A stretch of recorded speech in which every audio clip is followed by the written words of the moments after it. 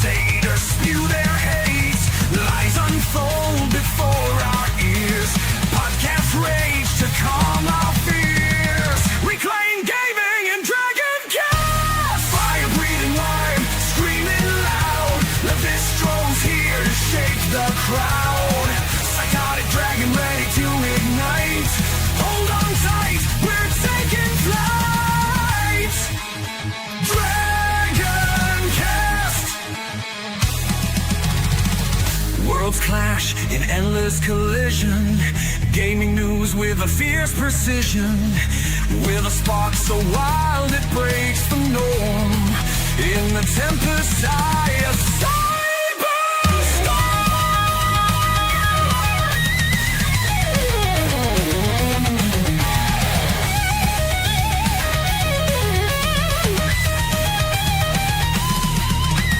unethical, your analysts face the score. Truth burns with a psychotic roar. Corrupt suits sneer what they despise. DragonCast will open your eyes. Integrity found in DragonCast. Fire-breathing metal, screaming loud. Lavistro's here to shake the crowd. Psychotic dragon ready to ignite. Hold on tight, we're taking flight. DragonCast.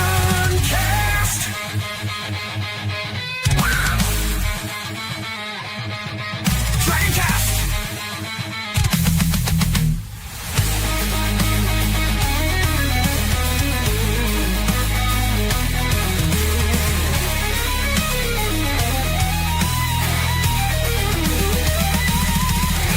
Wings of justice cut through the dark. Lavistro's roar ignites the spark. A dragon's heart fiercely defends the gaming world. Our passion ascends. This is DragonCast. DragonCast. Hello, everybody. It's Lavistro with Lavistro Plays and DragonCast. How's everyone doing today? This is a special episode. Now, sometimes people like to put veteran episodes on Veterans Day or the 4th of July. I have this saying, this very cynical saying I say when I'm not online. Sometimes I do, depending on the situation, that veterans are only remembered twice a year and every election year. But right now, I want to point out to my brothers and sisters in arms, both pointed. I'm going to give credit to both for reminding me about this. That if you're a veteran and you're experiencing a crisis, please don't forget about the Veterans Crisis Line. You can dial 988 and then press 1. And I couldn't get the suicide hotline up as well, but there's also that. But if you're a veteran in crisis, or you are a friend of a veteran, you're concerned about one, this is a good resource to have. That being said, we're going to go ahead and talk to you. So hello. We are on a special episode of Lavistro Plays where all my panelists are given priority right now to showcase themselves for their experience in gaming. And we try to avoid talking what usually everyone else talks about. We try to point out other news in gaming. But occasionally we'll cover the culture war. We also have a off-the-cuff, unscripted birthday stream for DragonCast next week for my birthday, where we will be inviting a lot of people that have helped me grow, who had me on live streams or I've collabed with. It's mostly an unscripted Lavistro war where we'll talk about quite a few things, and it'll definitely go over HypnoCast. And maybe towards the end, I might switch over to a Lavistro Plays live stream, because I like to play the First Ascendant with people as well. Before we introduce the panelists, I'm going to point out that Fury stands that he might not be in today. If he is, we'll let him in, obviously, because he's part of the show. But let's say hello to the chat. We have Lord Dragon Neil saying hello. Hello, Lavistro. I think I know. By the way, I was so tired that night when you were asking me, and I should have realized it from your profile pic. Dragon Neil is a reference to Fairy Tale, Ignis Dragneel. If I am wrong on that, you may tell me now. Freedom Fighter 76, hello. VetGamerBoceifus is already here. Yes, he's the star of today's show. We have Valkyria Winter. He likes to come into Fury Stand's chat rooms, and we also stream together. Well, he doesn't stream, but we played First Ascendant together. We have Dash Attack. Hello. We have Philip Morgan. Hello, Philip. How you doing? All right. So that being said, let's introduce the panel today, shall we? So first up, you know him, you love him, and he's not a professional YouTuber because he's a failure at YouTube, according to someone who was dropped on his head as a baby because he couldn't get 1 sub per video. So unfortunately, he is not a good influencer. He has horrible takes, and he doesn't play games. Dash Attack. Hello, hey, Cat. Lavistro, welcome. Yeah, I saw you kept going on with that troll.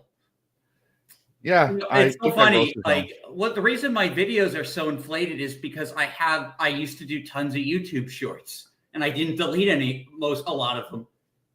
Mm-hmm. Yeah, I sometimes get followers when I post videos.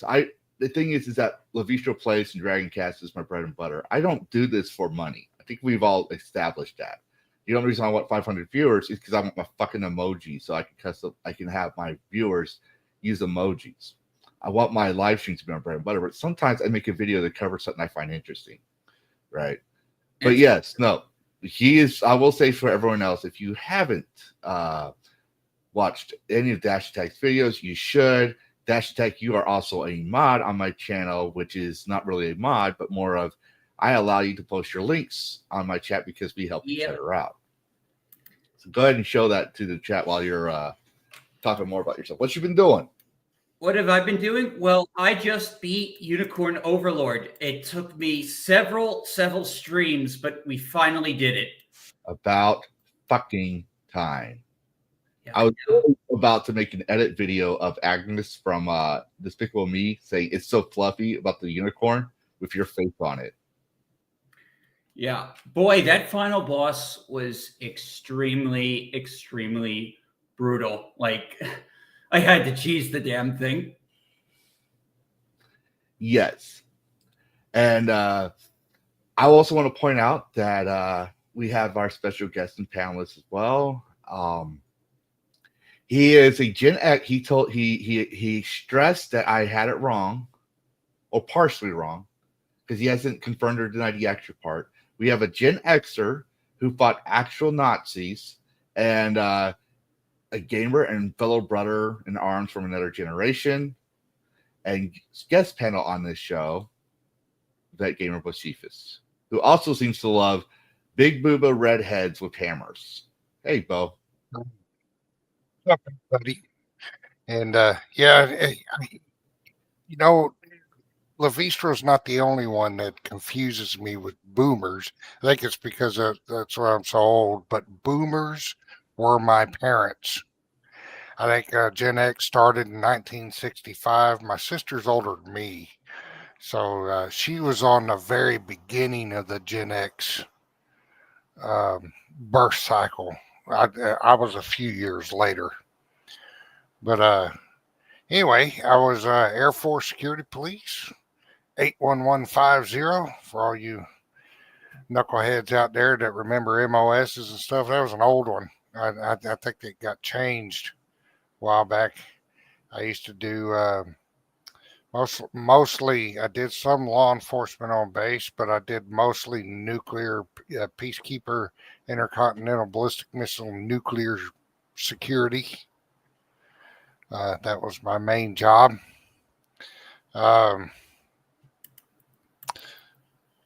During exercises and during any kind of deployments, I was the M60 gunner because I was bigger than most everybody else. That gun was heavy after a while. It'd get heavy. Thing weighed 23 pounds. And you may not think that's a lot, but after you've marched with it for about 15 miles, you start feeling the weight of that thing. Love gaming. And, well, that's about it. When I did like you the start Lavistro. being a gamer? Like, what was your gateway drug into gaming? Late 70s, young kid, and Pong actually came out on a television that my parents bought. It was actually installed on the television, and we played. And me and my sister both started playing those games, Pong and Biplane and all that stuff. So you're talking about the late 70s, and I loved it. And then the Atari came out. I think one of my most favorite games for the Atari was River Raid. That game was awesome, but it was never ending. The Atari games are infamous for being never ending. They just ran in a loop over and over again. Then Sega Genesis came out, and then there were two games I really liked on Sega Genesis that stand out that I remember. That was Super Monaco GP and Herzog Zwei. And for Nintendo, my regular Nintendo, there was a game I really liked called Sinjin the Ruler. And I liked SimCity was on a regular um, the regular Nintendo I and remember. Oh, SimCity on Panzer Nintendo. General. Yeah. I remember SimCity though on a PC. My dad, he managed to get a Windows 3.1 from somebody he was working for, and they says we got a new computer. We can't get rid of this old one. Do you want this one? And he gave it to me, and all I could play for a while was I could barely run Age of Empires 1. That's how old this computer was, but I was able to play SimCity, and that was My first PC game that got me hooked on PC game was the computer was an old 486 computer, and it was the first Civilization. That freaking game was awesome. hold on it, everybody. Sorry, I gotta address someone who's not here. You get your fucking ass out of your garage and get here now, or I will fucking fire you. Furries and their fucking cars and their fucking. I want to have a real life. No, you get over here. I need to get my ESG scores up. You fucking lazy ass. Fucking. You know what? I'm gonna try not to get myself demonetized. Oh wait, I'm not demonetized. I'm not demonetized because I'm not even monetized. Dan, get over here. Hi, Dan. How you doing? Shout out to Fury Stan, everyone. But yes, he's doing things with his cousin. Family first.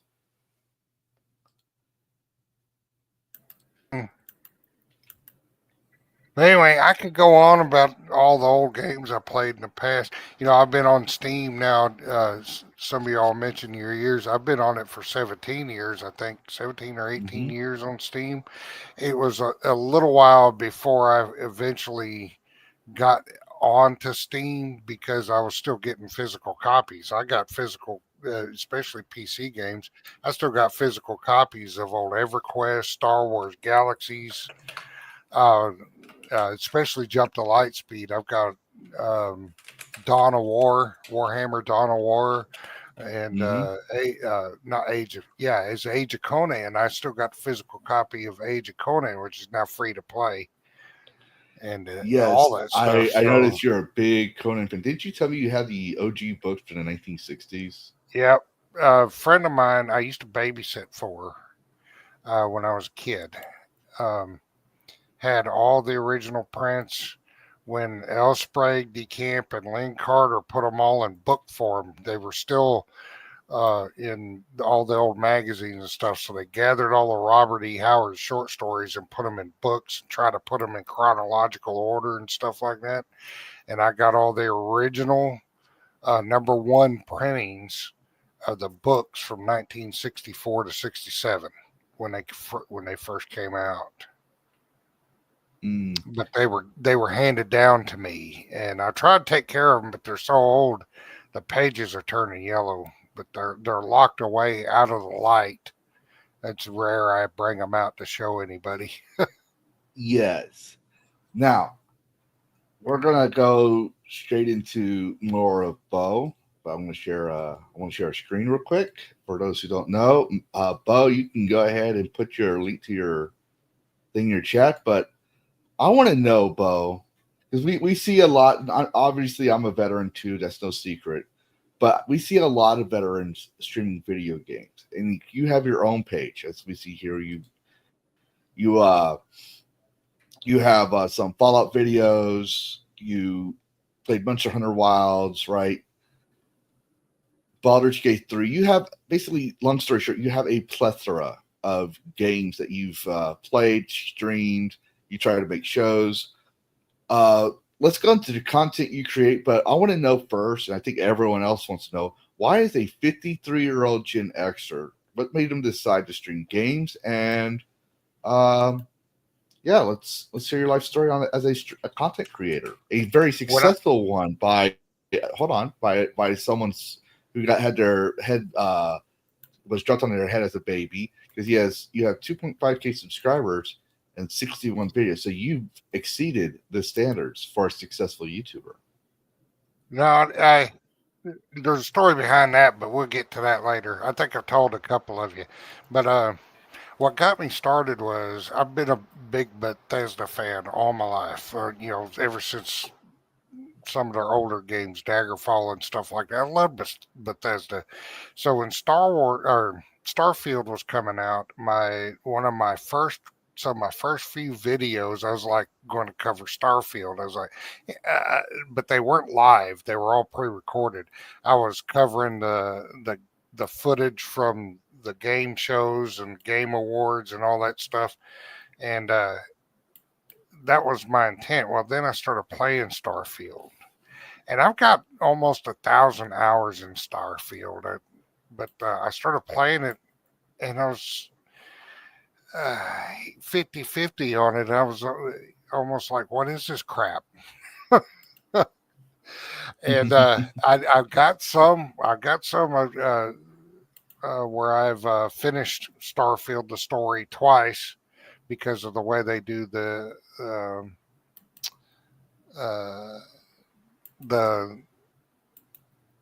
when what is it called, NG Plus. New Game Plus. I was yes. like, well, there were so many news outlets for that stuff. I was like, well, you know what? I'll just play my games. I'll sit and hang out and play my games. Anybody come hang out and chat, and then it kind of evolved into there were a couple of veterans a long time ago. They come into the chat, and they just started talking old stories. I was like, well, I'll just cater to veterans. I'm not saying nobody else is welcome, but I'll start catering to Yeah, veterans. you hear that? No one else is welcome. This is his channel's a veterans only channel. And then I got the idea to turn Fallout 4 into a kind of the best I can to try and make it into a TV show from the actual TV show. And I think my editing's gotten better. The quality of the videos have gotten better. I do them all in 4K now. I'm in season 2, though I'm late on the last episode. It was supposed to be Friday, but I've been having a little trouble editing it. Run into a couple of problems I'm trying to solve with editing on it. But I got to thinking, why not turn Fallout 4 with Sim Settlements 2, the big mod, into a TV show and try and edit it the best I can. It's still a video game, so there's going to be quirky video game stuff in it, but make a show out of it. And it's a hit and miss. Some episodes do really well, others don't, but I've learned how to add my own AI music into it. I'd use AI to supplement some of the music, like combat music and stuff like that. Try and make it interesting. Yes. And I'm sorry. I'll let you continue. I thought you were. Oh, go ahead. No, you keep going. I'm gonna let you talk. This is all about you, Bo. I'm learning how to do interviews. So, but I didn't start doing live shows until what was my first? by the way, I doing Conan Exiles. I do want to say, I don't know if anyone else has this problem. Because I'm deaf in one ear, but your mic is very low for me. Could you turn it up a little bit? It was away from my mouth. How's that? There. Is that better? That's a little better. I want to make sure All people right. can hear you. Yeah, it was a little away from my mouth. But anyway, my first live show I did was Conan Exiles. Got on my hot red head, and that was my first live show, and I've been doing live shows ever since. I did try one with Stellar Blade from my PlayStation itself, but it didn't come out real good. I was having some issues with that, so I just decided to wait till it comes out in PC to do Stellar Blade live. And I do like to try different games, but Conan Exiles I'm just a big fan of, even with all the problems they've had in the recent couple releases, couple years. But I do like to play other games like First Ascendant. Mm-hmm. First I Ascendant. think you and I can't remember. I think we first played together with Helldivers 2 on Hypnotic server. We were with Hypnotic, and I forget who else had been there. That's when we met. Was on Helldivers 2. Yeah, some guy that ended up getting banned for something I can't remember. Some drama. He basically violated TOS, and for the record, though, I wasn't the one that banned him. I think Hypnotic saw to it personally. But after that, we both were talking about getting tired of hearing all the drama in video games that we decided, hey, why don't we stream the First Descendant? So we streamed the First Descendant together in the summer. And I think we also tried to link up with each other with Once Human, but that didn't work out very well. So we went back to the First Descendant. If I remember correctly. And then you got involved in other stuff. That's all right, though. Yeah, well, no, I got back to First Descendant, but Black Myth Wukong I was very interested in. And I didn't realize it was going to kick my ass for 2 months. So I was trying to wrap up that story. And then by the time I was done with Black Myth Wukong, you already maxed out Bunny, and you were like, I was like, yeah, I'm not going to be able to catch up. And then now we have a group where we stream with Fury Stan. Well, I don't know if you were in with this last time, but we sometimes link up together still, I think, about First Ascendant. I can't remember. I want to say you were in one group with me recently, but I can't remember. Yeah, I was there. Yeah. I was just chilling on. Well, actually, you were the one chilling, and we were the one doing all the work. Yeah, pretty much. I was right on the coattails grabbing levels. But yes. And your favorite descendant is Bunny, even though she doesn't have a red hair, as you can see from the cake. Well, not in all the pictures. She has her. Look at some of them newer pictures. I got red hair on her.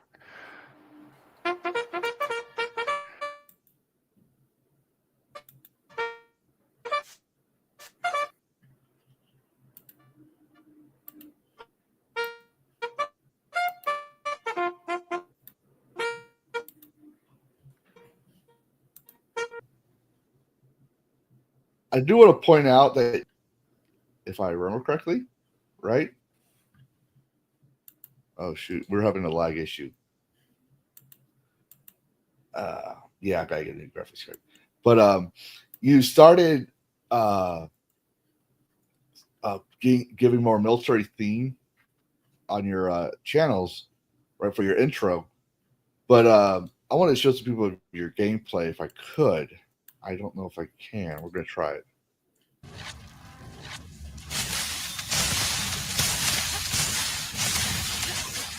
Yeah, now Bunny, I rarely run out of ammo with I'm Bunny so sorry because of her powers, her AOE and other stuff. I rarely have to shoot, but sometimes I shoot just to shoot the gun. You got one, why not shoot it? But a lot of times I don't even have to shoot. Yeah, Bunny is ridiculously broken when it comes to her AOE. Just run around like Sonic the Hedgehog or the Flash and let your AOE do all the work. But yeah, so you've been playing Bunny for almost a year now, and then we I still get people that come in when I'm playing the game. That's the worst. You're the worst Bunny I've ever played with. I'm like, what the hell are you talking about? Who fucking cares? Who Who cares? fucking cares? You're there to Hey, play all the I game. doing is running and You're doing an not you're not AOE. Yeah. you're not some pro gamer that's trying to make money uh going to gaming I'm just tournaments. there to have fun and mow down Mhm. bad guys with their AOE. That's the whole point of games. And speaking of which, I want to ask you, Bo, because I'm pretty sure when we talk about veterans and stuff, the algorithm hears us talking, and then you start getting recommended veteran gamer videos. Right? I tried to find him, I couldn't find him anymore. But there's a combat vet. He has like 2 earrings on his ear, 2 black earring studs, and he'll make military humor videos as well as streams video games. But why do you think veterans? I don't know if you've watched one of my videos that covered it or not, but we do see a lot of video game resource support as well as veteran content creators out there. Why do you think that is nowadays? Well,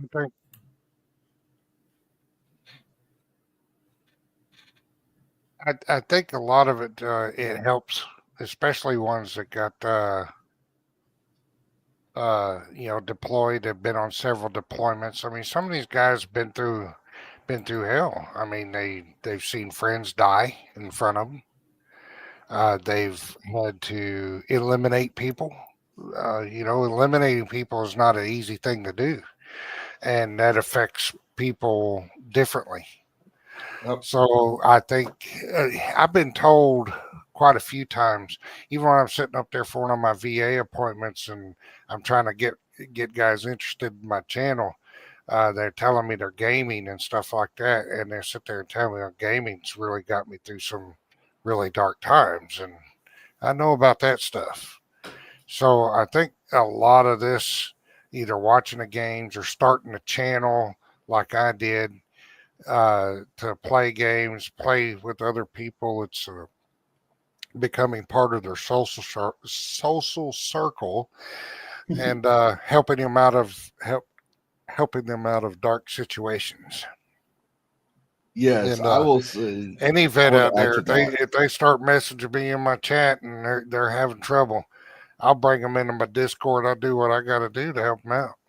Oh yeah, I will say that when I was a young dragon wearing the uniform, I got PTSD from Iraq, and at the time, the VA was doing a study for seeing if video games could help because they noticed that with prolonged exposure therapy, it kind of helped mitigate the symptoms, right? But they also noticed gamers there was a benefit things when veterans are saying, "Oh, I'm doing better." And like, well, what do you think works? And they're saying, "Well, I've been playing video games a lot lately, and now I'm able to talk with people because PTSD makes people antisocial." Then you got the whole Hollywood embellishment of PTSD with Rambo, right? And I did cover this in a video last year, but I figured we could talk about it as well here. But I'm going to share a screen. Oh, wait. And I choose now. My Nora in Fallout is always a redhead, and my Conan Exiles girls are all a girl. My main one is always a redhead. For some reason, a redhead with big boobs has resonated with a few veterans that do watch my channel. They like that redhead. So whatever works. I enjoy playing it, and I think a lot of guys in general I like do it. redheads. I do it for the social aspect of it because I live in a small town. I'm a veteran. I live in a small town, and not many people in this small town have the same hobbies or interests that I do. I mean, I still I'll go shoot my guns to firing range and all that stuff. There are some things I do to get out of the house, fish, and I love shooting my guns. But as far as overall hobby, sit down with somebody to game. I used to be big into Warhammer tabletop. I got 4,000 points worth of Empire Fantasy, not 40K, but Fantasy Army. I used to play all the time when I lived in Florida, but there's no place around here to do that. The closest place is to be social and hang out with people and do that is in Dallas, and I'm not going to drive 90 miles to Dallas. I don't want to drive through Dallas traffic to play Warhammer. So, Oh yeah, so I find streaming the games. You get a few people in there chatting and stuff and having a good time. And I also look at it this way: there may be some veterans out there that used to love gaming but are actually physically incapable of playing. yes. And so they can, they can make a request. They come into my channel, make a request. Hey, I've always wanted to see this game. If I can get it, and then I'll play it.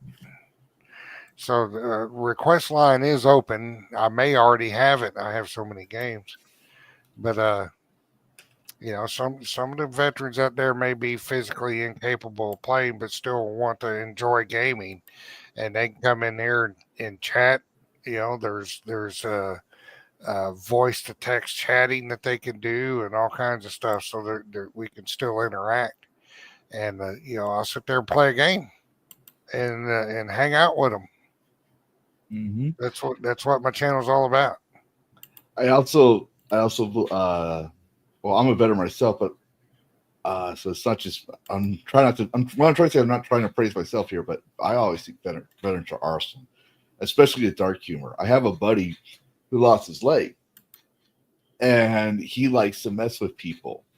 So he'll take his leg off and act like he had it. He'll basically use his fake leg as a gag, like a little prop for his jokes. One time someone was give him shit, so he took his legs off and started just walking on his knees and started acting like Hank Hill's dad. Yeah, it's one thing about veterans. We all got a sense of humor. There's a meme I reposted the other day, and it showed Ben Kenobi. It said, when a veteran is called fuckface. And then it shows Ben Kenobi is saying, now that's a name I haven't heard in a long time. Yeah. But go ahead, I'll let you finish. But there's some people don't understand we rib each other, different branches of service. We rib, poke, and prod at each other. But as far as I'm concerned, we earned that right too. We made it through our basic. We did our hard knocks, and we earned that right to give each other shit. But I guarantee you, if the shit hit the fan, we'll be right next to each other, grabbing a rifle, ready to go back at it again. Unless you're the Coast Guard. Fucking Department Yeah. of Transportation. It's only Department of Military in times of war under the control of the Navy. Fuck you guys. No, just kidding. You guys are awesome too. Yes, you're Department of Transportation by law, but you still get VA benefits, and we'll give you shit. But when someone starts picking on you, you're like that bastard little stepchild that wants to hang around the cool older kids. That when you get shit on by someone who's not the family, we come after you. Like one of my friends, he's a Marine, and we give each other shit all the time. I was field artillery, he was infantry, I was field artillery army. I think we even gave each other shit. I called you Air Force a couple of times. Yeah. But Dash, you're being very quiet, but I'm going to say we're going to let Dash get in here. Maybe he's got a question or two. Yeah. I don't know. I just, there's just a lot I don't know about the VA. Well, not just the VA, but like veterans in general, like veteran gamers, all that stuff. But you know what PTSD is, right, Dash? Yeah, I know what PTSD is, and it sucks for people who have that. And of course, I'm very grateful for everyone who's served. Yeah, it makes this crazy. That's why I literally call myself at the beginning of my videos, you see my game design logo. That's also part of my streaming logo, so that way I don't have to legally give my name in the future. I just say it's under Psycho Dragon Studios, which obviously I'm a dragon, and the psycho part is a joke of what people think individuals with PTSD are. They think we're fucking psychotic, crazy, we shouldn't have guns or stuff like that. But I do want to point out this article because we're going to start moving on unless Bill has more to say. But the only thing I was going to say is my intro that I use was mostly a tribute to my father, who was also a veteran. He passed away on the 23rd of January. He did 26 years of service, 6 years in the Army, 20 in the Air Force. And my intro before he passed was just regular old stuff with game. Well, yeah, I want to do something and change that intro. So I got I got an old picture of my dad, and then I changed the intro. I found some music I really liked, and I was like, you know what? This is going to be my intro. It's going to be, this is when I fully dedicated to naming my channel Vet Gamers, is when I first started airing that new intro. And I got a tribute to my dad in there, but it's a tribute to all branches of service, even the new Space Force and Coast Guard. Yeah, but it's a tribute to all branches of service. The Space Force literally came out literally right after I left, like after I was medically retired. And it's kind of funny because my son, he's taking an interest in the military, asked me all kinds of questions, right? And I asked him, like, so if you join the military, which one would you join? Now, full disclosure, like when he gets older, I'm going to tell him join the Air Force. And the reason being is that most of the branches, they give you job skills. But with the Air Force, most of the Air Force MOSs, I don't know if that's what they call them in the Air Force nowadays. I do know the Army calls them MOSs, but the Air Force jobs, right, they actually give you a trade. Like one of my buddies, he's an HVAC technician, and he learned that through the Air Force. Like that was his job. Right? You get you're most likely to transition into the civilian workforce with an Air Force job. But he told me, he goes, I want to be Space Force. And I was like, where have I gone wrong? I was thinking he was going to say Army. I thought he was going to be like, I want to be a pillar guy or infantryman. I worked in space. I worked in a hazmat space fireman. I worked in a county jail as a correction officer. What? Did you mute me? Well, anyway, after I got out of the military, we're still having audio problems, Bo. I don't know. My buttons. Can anyone else hear? Maybe it's me. Can anybody hear me? Can you hear him? Yeah, I can hear you. Maybe you got is it me? Cotton in your ears. No, I can hear you. But I had my MLS. I can't hear people. I was security police, and security police and the Air Force are different breed. We had hey guys, I'll be back. If for some reason I can't hear, I'm going to see what's going on. Hold on, let me see.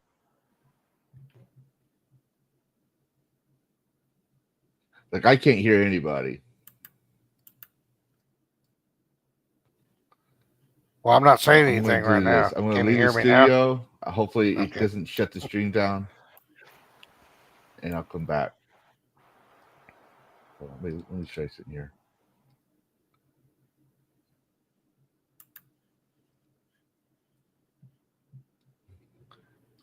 Okay. How about now? Can you hear me? Nope. What the fuck is going on?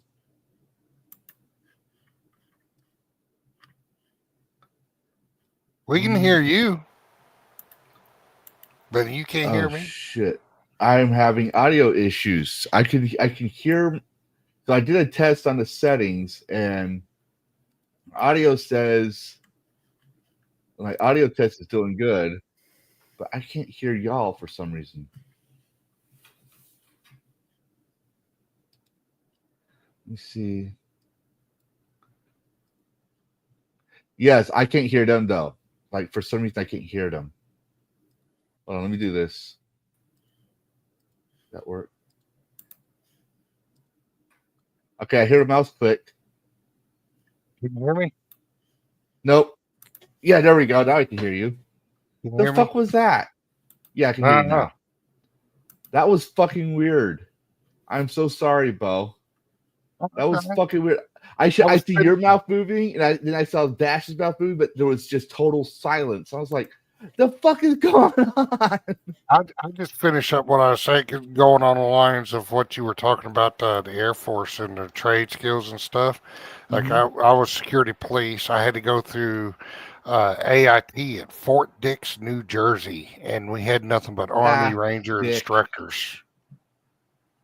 So that's why the security police in the Air Force, we were a different breed. We were more like the Air Force infantry. We were more like Army than Air Mhm. Force, actually, because we did a lot of Army training. Oh yeah.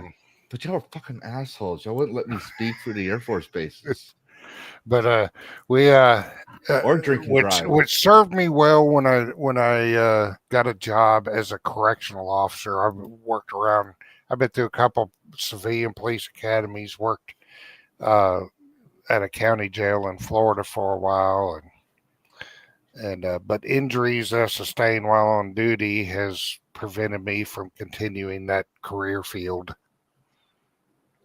because they've Oh gotten yeah. worse over the years. But I anyway, got when I got medically retired. I'm not actually 100% non-workable, but I am 100% technically non-workable. I had to fight the VA to let me be able to work because they would say, like, for me, uh, I was going to when I got out, I went to school for game design, and I was also racing the Dragon League. And they said, "Well, you could have your degree, but you're not going to be able to get a job." I was like, "Why?" Because you have problems with people interacting with people in real life. Like I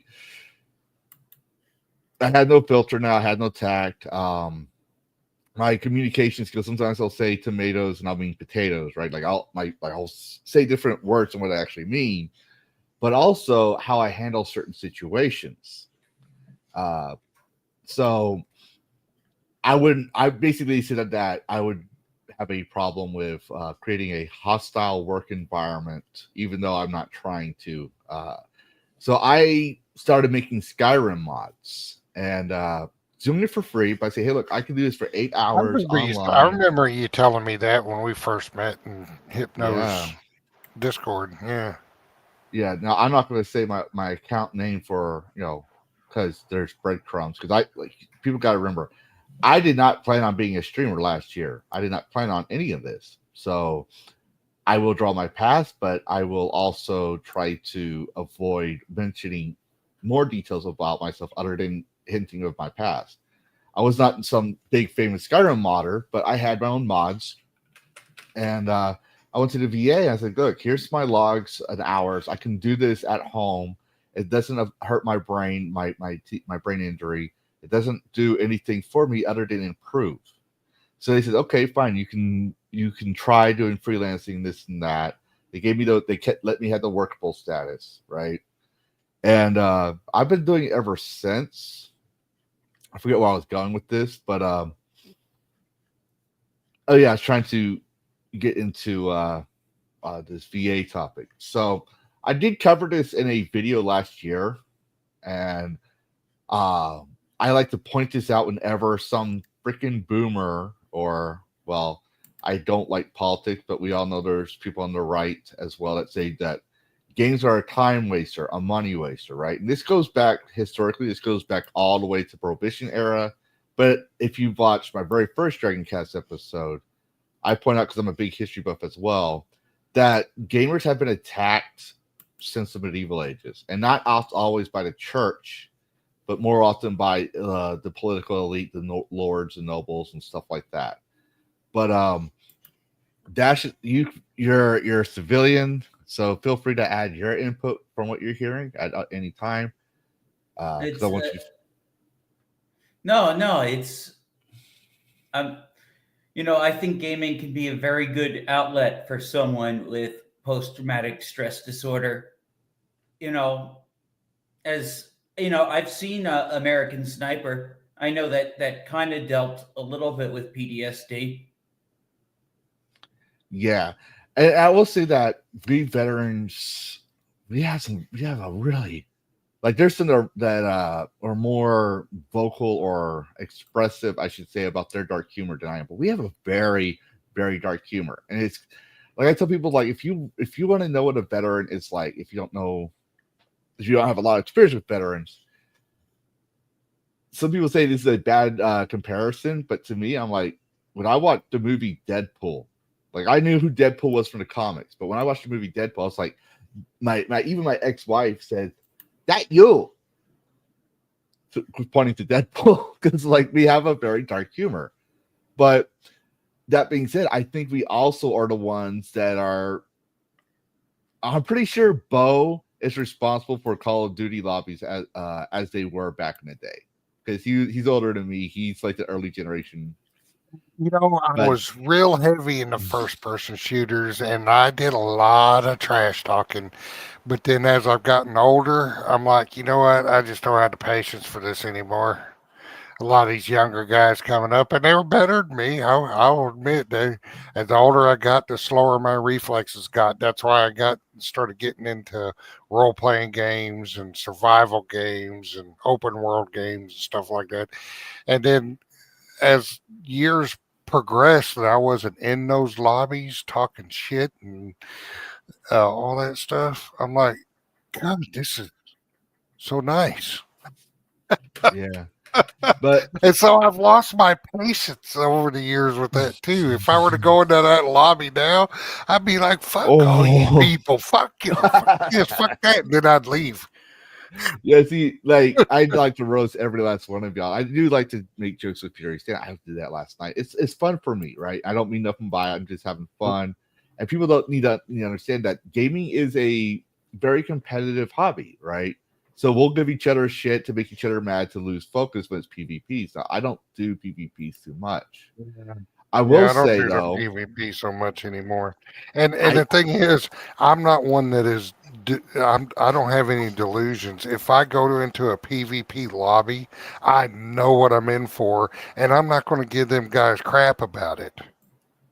If I want to stay and trade the insults, I'll do it. If not, I'll leave. yeah. But I'm not going to come down on anybody. I'm not going to look down on them because I used to do that shit. Well, yeah, that's the thing. It's like I believe that some there are toxic gamers who take it too far. Yes, and that's when we gamers need to police up our shit, right? When you take it, we need to see our own. Say, hey, man, that you're going too far. And if they start attacking that person, we say, no, dude, you're being an asshole. You went from having fun, talking the shit, enjoying the lingo, right, to literally tearing people down and having a small dick. Like, I'll just put it that way. But I will say, I used to love. To be fair, I had a kind of a love-hate relationship with Call of Duty, because by the time Modern Warfare came out, the first one, I was fucking tired of World War II games. I wanted to play a Vietnam War game. I wanted to play for that time period, maybe something like that. So Black Ops, when it came out, I tried it, but I could not. I tried when I came back from Iraq. I tried to play Modern Warfare 2, and I could not play it. And part of it was because, and I don't think they actually did the research correctly or anything. I don't know, but when I played the beginning levels, I had to have my new roommate who never went to he was like, I was a corporal at the time, he was a sergeant, so we had to share a similar room, and he never deployed, but I would literally freeze and have flashbacks playing Modern Warfare because of the way the Humvees went into the desert and stuff like that, and into the schoolhouse level and stuff. I think it was Modern Warfare 2, but basically it reminded me of Iraq, and I had just got back from Iraq. I literally had just got back from Iraq. So I told my buddy, I was like, hey, or my roommate, I was like, hey, dude, you play games? He goes, yes. And I was like, I just need you to get me. Is Iraq still go? Is the whole thing about Iraq? He goes, no, it goes somewhere else later. I was like, I need you to get me for Iraq. The guy's like, I can't fucking do this game and I want to fucking beat it. I've always been that way. And to this day, I still can't play Call of Duty games. And sometimes I can only watch a certain amount of time of Call of Duty games.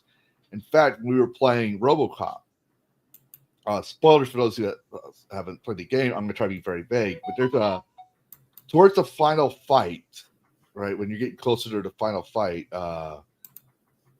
with the guy called himself the new guy, right? When you're in that final fight area, the way the mercenaries were dressed, even though it's the 80s, and the way the area you were fighting in, I was still feeling my stressors going up really bad. But I was able to control them because I continue to play games.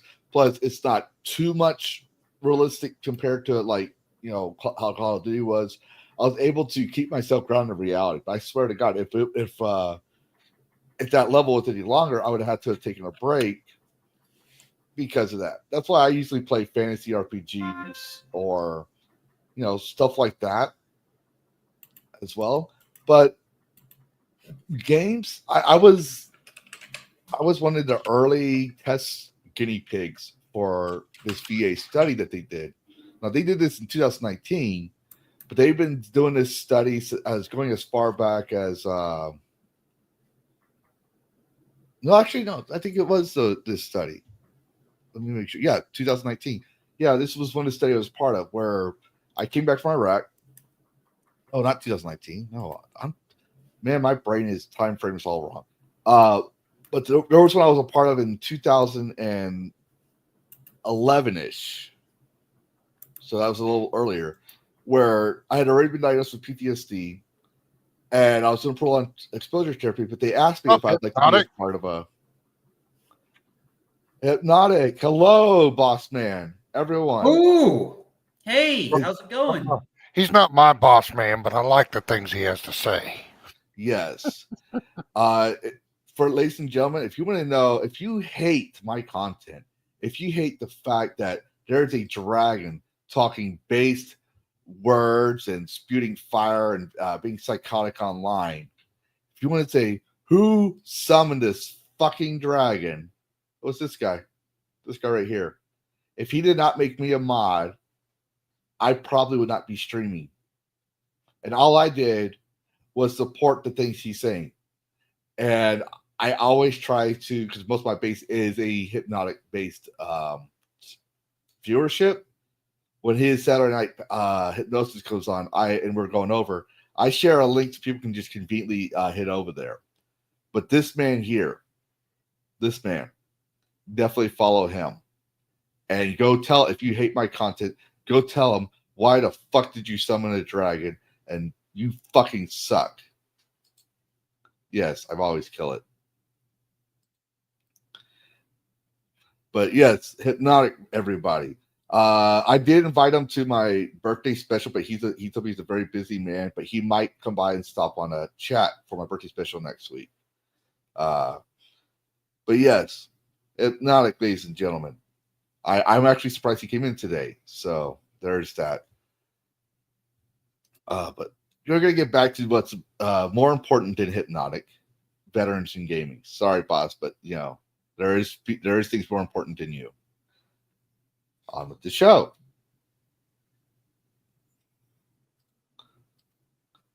One thing, a lot of my veteran friends that I talk to, where the gaming is helping them, they don't play the realistic shooters like Call of Duty and stuff like that. A lot of them play. Boss man, I sent you. I was asking that for next week. I know you're busy. That's why I was saying next week, April 5th. I don't know if I mentioned. I thought I mentioned that. It's April 5th next week. That's why I was giving you a week's advance notice and request. Thanks again. Anyways, I'm definitely clipping.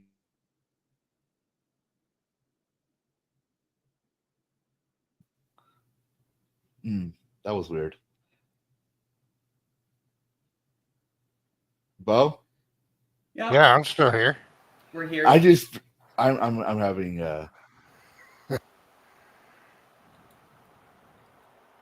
Yeah, that's the one I'll be definitely going over your show, boss man. That's why I let you know about that because I do mod your channel, I do lurk and stuff. But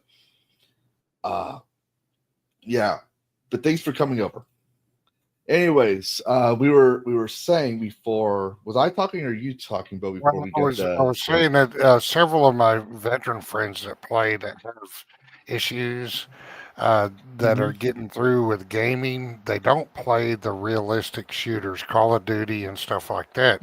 They are like me. They don't want to play that stuff. They want to play. They're smashing in video games and shooting and stuff, but they want to play more more fantastical. fantastical survival games, open world games, stuff like Stellar Blade and things like that. They just do not want to play the ones that are more harping on realism or that are as realistic as they War can Sims. be. Yeah. Like I can play Halo. It's got some sounds that remind me of the range. People don't realize even though I have PTSD, I can still handle the range. I can still handle gun shooting. It's the simulated environment of combat that I couldn't handle. But like with the first Descendant, I can handle that. RoboCop, for the most part, I can handle it, right? And it's fun, right? I do like survival games. I do like single player games because the part of, for me as a person with PTSD, part of my coping with PTSD is I need to get my mind off of Iraq. Like that's literally the main thing I tell myself when I start having that flashback is I have to fight. I'm so used to it by now. I've been doing this for so long, right? I'm not in Iraq. I'm not in Iraq. I'm not in Iraq. I'm not in Iraq. And I have to look at stuff and focus on certain things I would not see in Iraq just to keep my mind grounded here in reality. With games, I also like to immerse myself in that game's lore. So when you break that immersion, I get pissed. So this is why I'm able to play games like Bunny, like last Freyna, right, with her maid outfit, and I got caught live on Steam. You're breaking up a little bit. I don't know if you can hear me. But I'm wondering if we're having connection issues. That's Well, what's going on. me and Dash aren't having connection issues. It's all you. No, yeah, I'm having connection issues. Okay, That's now okay. it went away. But that's what's going on. So yeah, I think I need to talk to my ISP about that again. So now I have graphics card and connection issues. What the fuck is going on? But anyways, what I was saying is one thing I love about the First Ascendant, especially RPGs, is the story, the immersion, and I can handle Halo as well. Especially one of my favorite games is Halo. People give shit about it, but Halo ODST is one of my favorite games, as well as Halo. I want to say Halo 3 is another good favorite of mine. What do you think, Bo? Yeah, Halo is still a kind of a fantastical game. It's not realism. And the few veterans that I've talked to that have been through some real bad shit, some real bad combat situations and stuff like that, they don't want to play them realistic games. And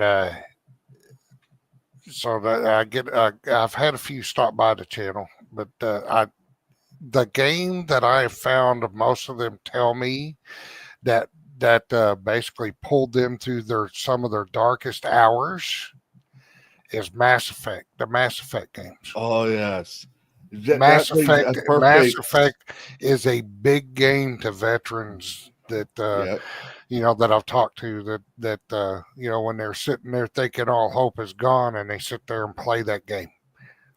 And so for people to say you're just a gamer, blah blah, gamers are so dumb. No, they have no idea what a lot of veterans go through in these games. they get your mind on something else. You telling a story like a story. It may be just a game, but it's a story of hope, fall from grace, redemption, all kinds of stuff wrapped into one. Yeah, that makes And a lot of sense. but Mass Yeah. Effect is probably the biggest game that everybody tells me they played through some of their darkest hours and kept them alive. Yeah, I do want to segue what you were saying, 'cause that's perfect to bring it up in this article. 'Cause I don't want to read the whole article because you know how VA articles are.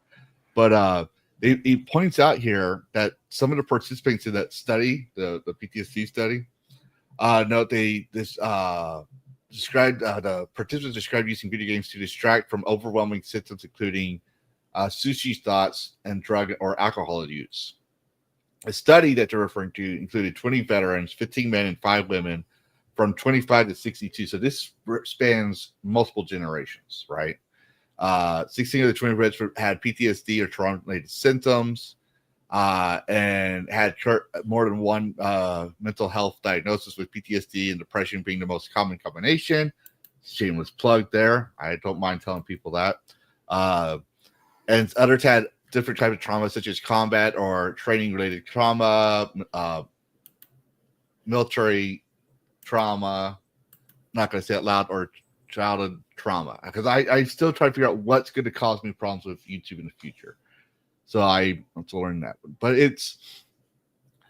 I personally find this interesting because you have people that want to trash, especially Mass Effect. They're trying to say that was prehistoric woke.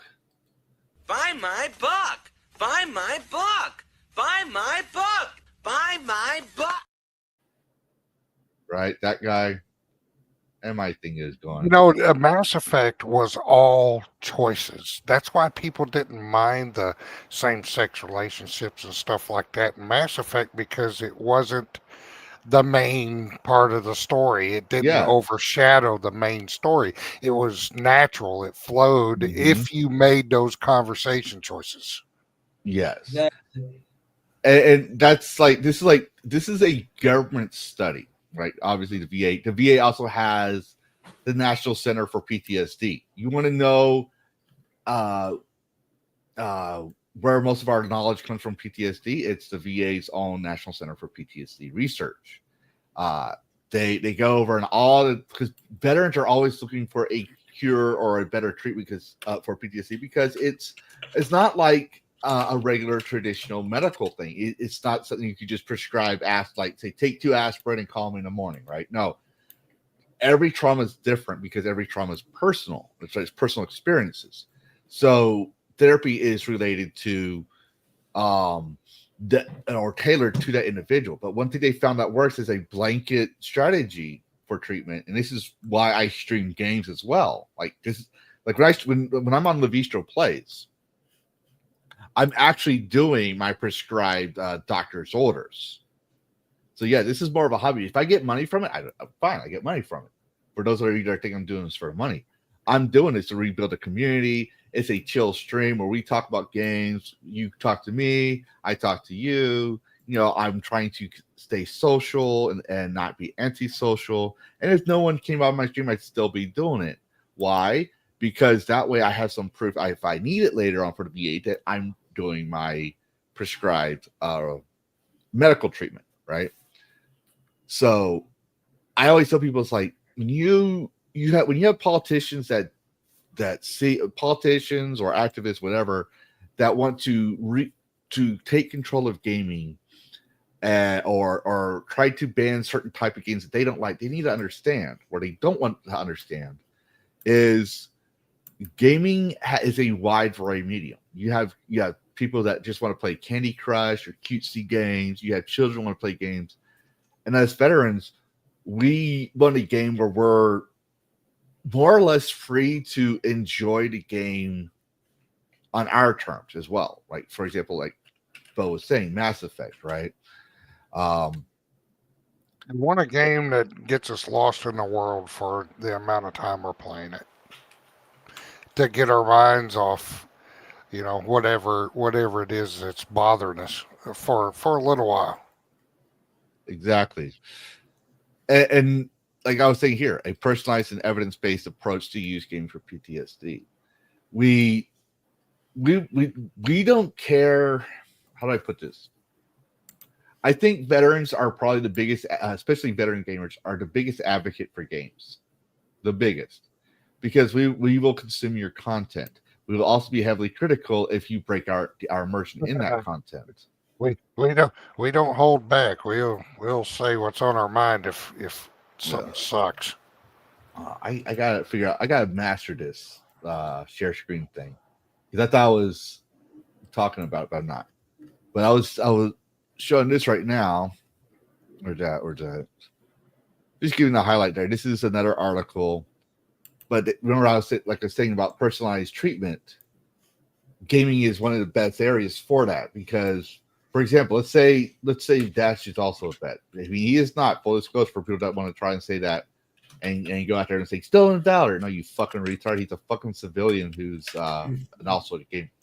Let's say Dash Attack is more into RTS style play. Bo is into shooters, and I'm into fantasy RPGs, which obviously I do like, right? Let's just say that's the thing. We all have PTSD. Dash is going to probably respond more to an RTS strategy game. Bo will respond more to the First Ascendant, and I would respond to, let's say, Baldur's Gate 3 as a way to cope with our gameplay. Fortunately, all three of us also play a wide variety of games, so we have different palettes. But we will tell you if a game sucks or not. We will tell you. We will focus on mechanics. We'll focus on the immersion and why we like it. Because as veterans with PTSD, even though Dash is not, I'm going to say that again, but this is going for a subject. We're gonna be like any other gamer and say this sucks because it breaks your immersion. It breaks the game mechanics. But as veterans who rely on video games for our mental health treatment, we're going to tell you this breaks immersion. It's making me think about Iraq because your story sucks, your characters suck. I'm sitting there thinking, why is this happening? And then my brain starts thinking about, hey, this reminds me of what this guy said about how this sucks regarding burning shit before the shitter got blown up by a mortar round. So you see how that works. But yeah, and the thing is that a lot of people are starting to notice that, like over the past few years. You got the VFW, which are you a member of the VFW, Bo? No, not yet. Eventually, I am. I when I was medically retired, I was trying to find resources because when you get medically retired, and I don't know if this works when you get out of the service as well, but I'm still heavily reliant on my medications. And I needed a support network. I got out of the military. We couldn't move at the time, but like they offered us to move, but my ex-wife was going for nursing school. So I was raising a baby, and I needed veterans to help me transition into the civilian world. So I went to the VFW, right? And the VFW,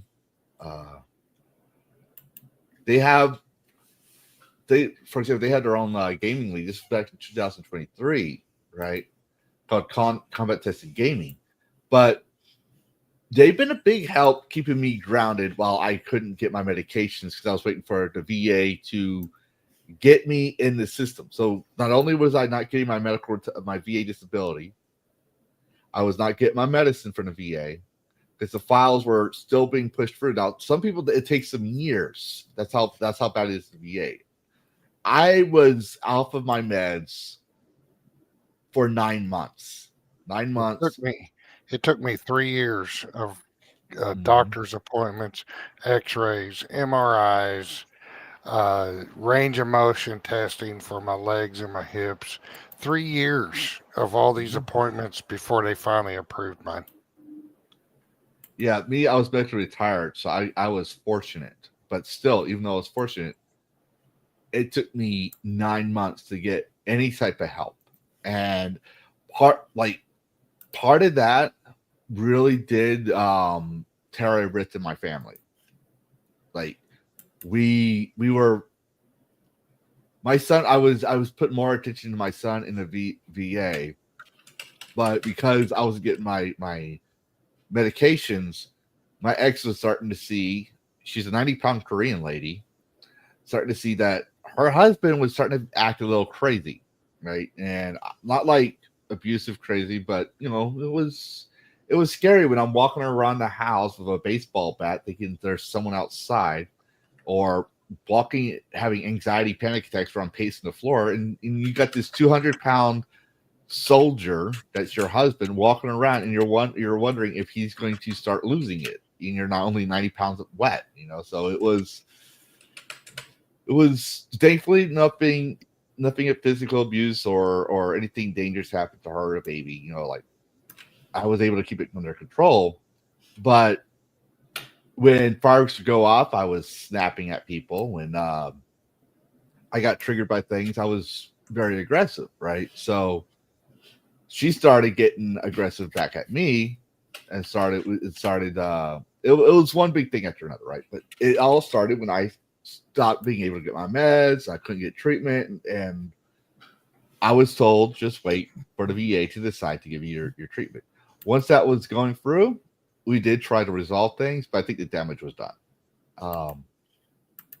But there, Dragon Master. I'm got Hoodbit, hello, and the Goon Room, hello. I'm sorry, you guys. Roadkill as well. Roadkill. When I shut the stream last night, I did see the dono you gave us. So I will announce that on the Lavistro Place tonight.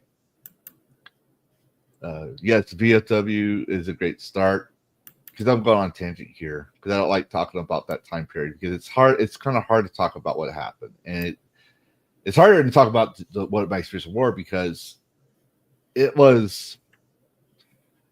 When I talk about it, it seems like it's worse than it actually was. If that makes sense, because people say, "Oh no, did you hurt your ex-wife?" It's like, no, I didn't hurt a soul. It's just you're a 200-pound, like, if you're a civilian who's 90 pounds and you're in the presence of someone who's 200 pounds that saw combat and is starting to lose it, it's scary. All right, my dad was a Green Beret. I know exactly how that feeling is, and my dad was able to keep control of it. But the thing is that when it comes to federal agencies, it takes a long time for them to do something, even for their veterans. And I'm not defending or anything on the VA. I'm just saying that's just the nature of the beast, because it's a freaking behemoth. But I do, especially if you start filing for disability and stuff like that. There's a lot of red tape you got to go through. I will also say to piggyback on what you're saying is, people, if you're in a service right now, document every fucking thing. If you're getting out, make sure that you have you go to the sick call. Don't try to be a macho man and tough it all out. There's a time and place for it. When you get out of the army's not going to give a shit what you did. What did you do for me lately? So when you get out, you're going to continue doing following their mission, following their orders, and you're left to pick up the pieces. So take your time to document your stuff. Always document. This actually happened. This actually fucking happened. If you get an armory desk dropped on your foot, even though it's not broken, you moved it, you just got bruised, go to fucking sick call and get it documented. Because you never know. When I got blown up, for example, this was still documented no matter what. When I got blown up, I didn't show symptoms of traumatic brain injury. I had a fire extinguisher get knocked out of its holster, its little brace that was holding it in, and when the Humvee was rolling over on its side, go around. I know what it's like to be in a dryer. Let's put it that way. And that thing, since I was the gunner, they had to drop me into the hatch. And I'm pretty tall, and each one of them was holding on to me so I wouldn't roll around as well. So I couldn't use my hands to protect my face. That fire extinguisher managed to hit my face every fucking time. I was so swollen and bruised up, it looked like I was in a boxing match. Like, that's how bad my face was all swollen up. But I didn't show symptoms of TBI until about a year or two before I was medically retired. I was not able to balance myself on tall heights. I was forgetting things. And that's when people said, hey, there's something wrong here. So always get your shit verified. But there's a lot of people who aren't in the VA that try to help veterans. For example, there's Games to Grunts, free video games. I want to point this out. If you don't have money but you want to play games, Games to Grunt is a popular recreation activity amongst military members. So that's another thing. So I want to do this to throw some shade about someone who really fucking irritates me. I think he irritates all gamers and all anime lovers. Matt Walsh. Yeah. He says that real men will put away childish things, right, and not play video games or watch anime. I'm going to tell you right now, I don't know about Bo's generation, but when I was in, World of Warcraft was, everyone played it. And that included the military. My first sergeant played it. My commander I played World of Warcraft for a long time. Everyone played it, right? But I was saying, like, compared to your generation of soldiers, I don't think when you were in the Air Force, a lot of people, I don't know. When I was in and when I got out, the internet was not a thing. No, I'm talking about gaming. Like, for you, it'd probably be more like arcades and Atari. Yeah, like yeah. I mean, Jumpman and all we had when I was first getting out, when I first got out of the military, the first CD console was Panasonic 3DO. Mm-hmm. And I love that thing. I mean, we're getting games on CD. It was awesome. But that's what started, and I think Panasonic jumped. If I remember right, I remember hearing something about it. Sony actually bought the rights from Panasonic for the 3DO because Sony was just getting into it. And it wasn't shortly after Panasonic's disappeared and all of a sudden the PlayStation was there. Yeah. But what I'm trying to point out is that Matt Walsh is saying a real man doesn't play video games. He puts the childish things away. Now, I'm also, it's no secret in the Lavistro lore, I'm a Christian. And I called Matt Walsh out on his, I tell you, Matt Walsh is not a true Christian. Like, he's not, he wants a theocracy, but he wants this definition. He wants to redefine the world to his view. Yeah. But even that includes JDA and a couple others. I've been very vocal on that. And it's they're not posters, they're fakers. Yeah. They're paid. They want to control the world. They want to. It doesn't matter if it's gamers or not. But there are people out there, even in the manosphere. So I just learned what that was called. Not Matt Walsh is in, but there's like people that say alpha, Sega, beta, cut, whatever male they are. I don't follow that nonsense because a real man doesn't need to define himself as a real man. But the military is one of the top masculine jobs. It's like it's not only in the top 10, but it's in the top 5. And most of these people that are saying what a real man is, their past record was they worked at Starbucks and they worked in accounting and they worked in journalism, and eventually they got popular and made it to be a political pundit. So now they want to define everything for everybody. They've never once, from my observations, never once in their background, when I look and research them, have ever served in the military. So you have people who have not been in any of the top 10, at least. I'll give them, I won't say just top 5, but in the top 10 masculine jobs, trying to tell you what is masculine. But you'll have soldiers play video games. And here it says it's a popular recreational activity. So that being said, right, and as you can tell from us as well, there are people that try to help encourage that resource because it works. Video games actually do help veterans with PTSD. It also has helped people with memory problems. It has helped people cope with social skills, all kinds of, like, video games help a lot, right, for mental health. And if you're a veteran, and I didn't post this in the description, but I will definitely post it in the description for the replay.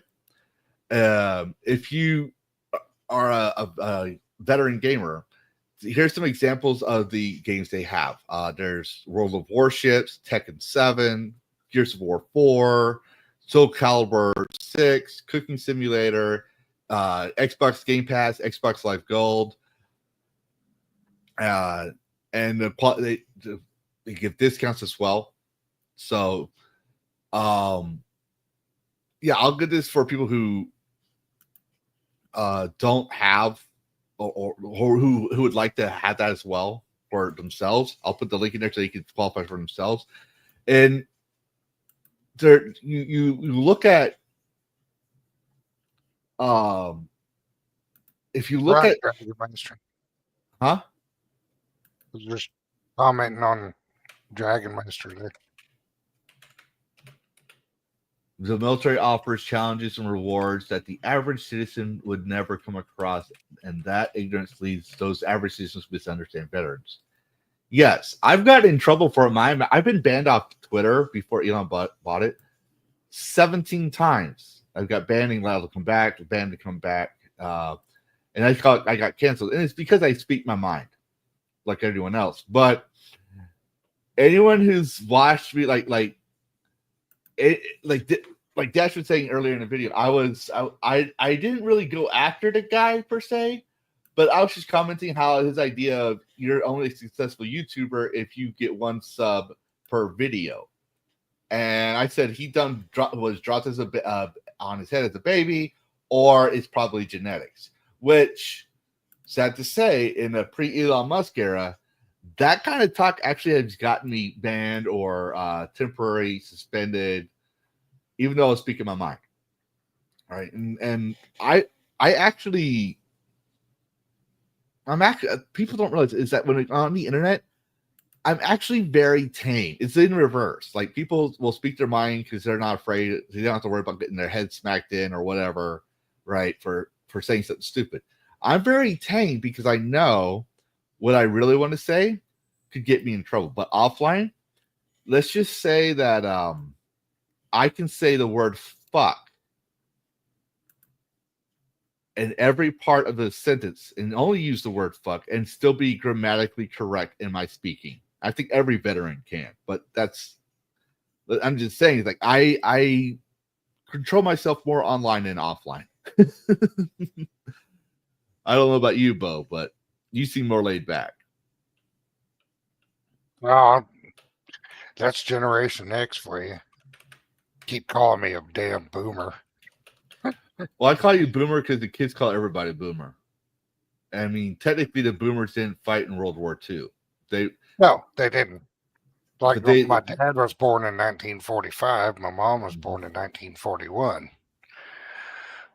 Oh, wait, no. Those are boomers. Yes, those are boomers. There's two generations of boomers, and there's Boomer 1 and Boomer 2.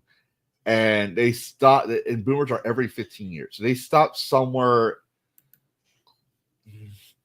right before, because the Gen Xers like start 1965 or 67 to 83 is Gen X or something like that. Yeah, like no, I know it's 1980 because 1981 starts the millennial generation, and I'm an exennial.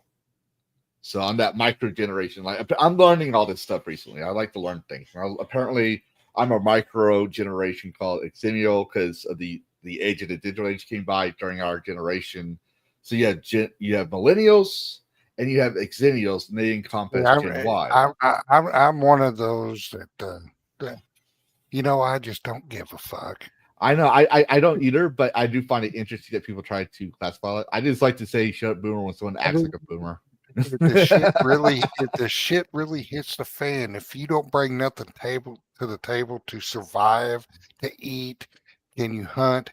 Can you fish? Can you do anything practical? If you bring none of that, if you're some dweeb that can't do any of that, can't even change a tire on the car, you might as well move on down the road. I don't want you around because I ain't going to do this shit for you.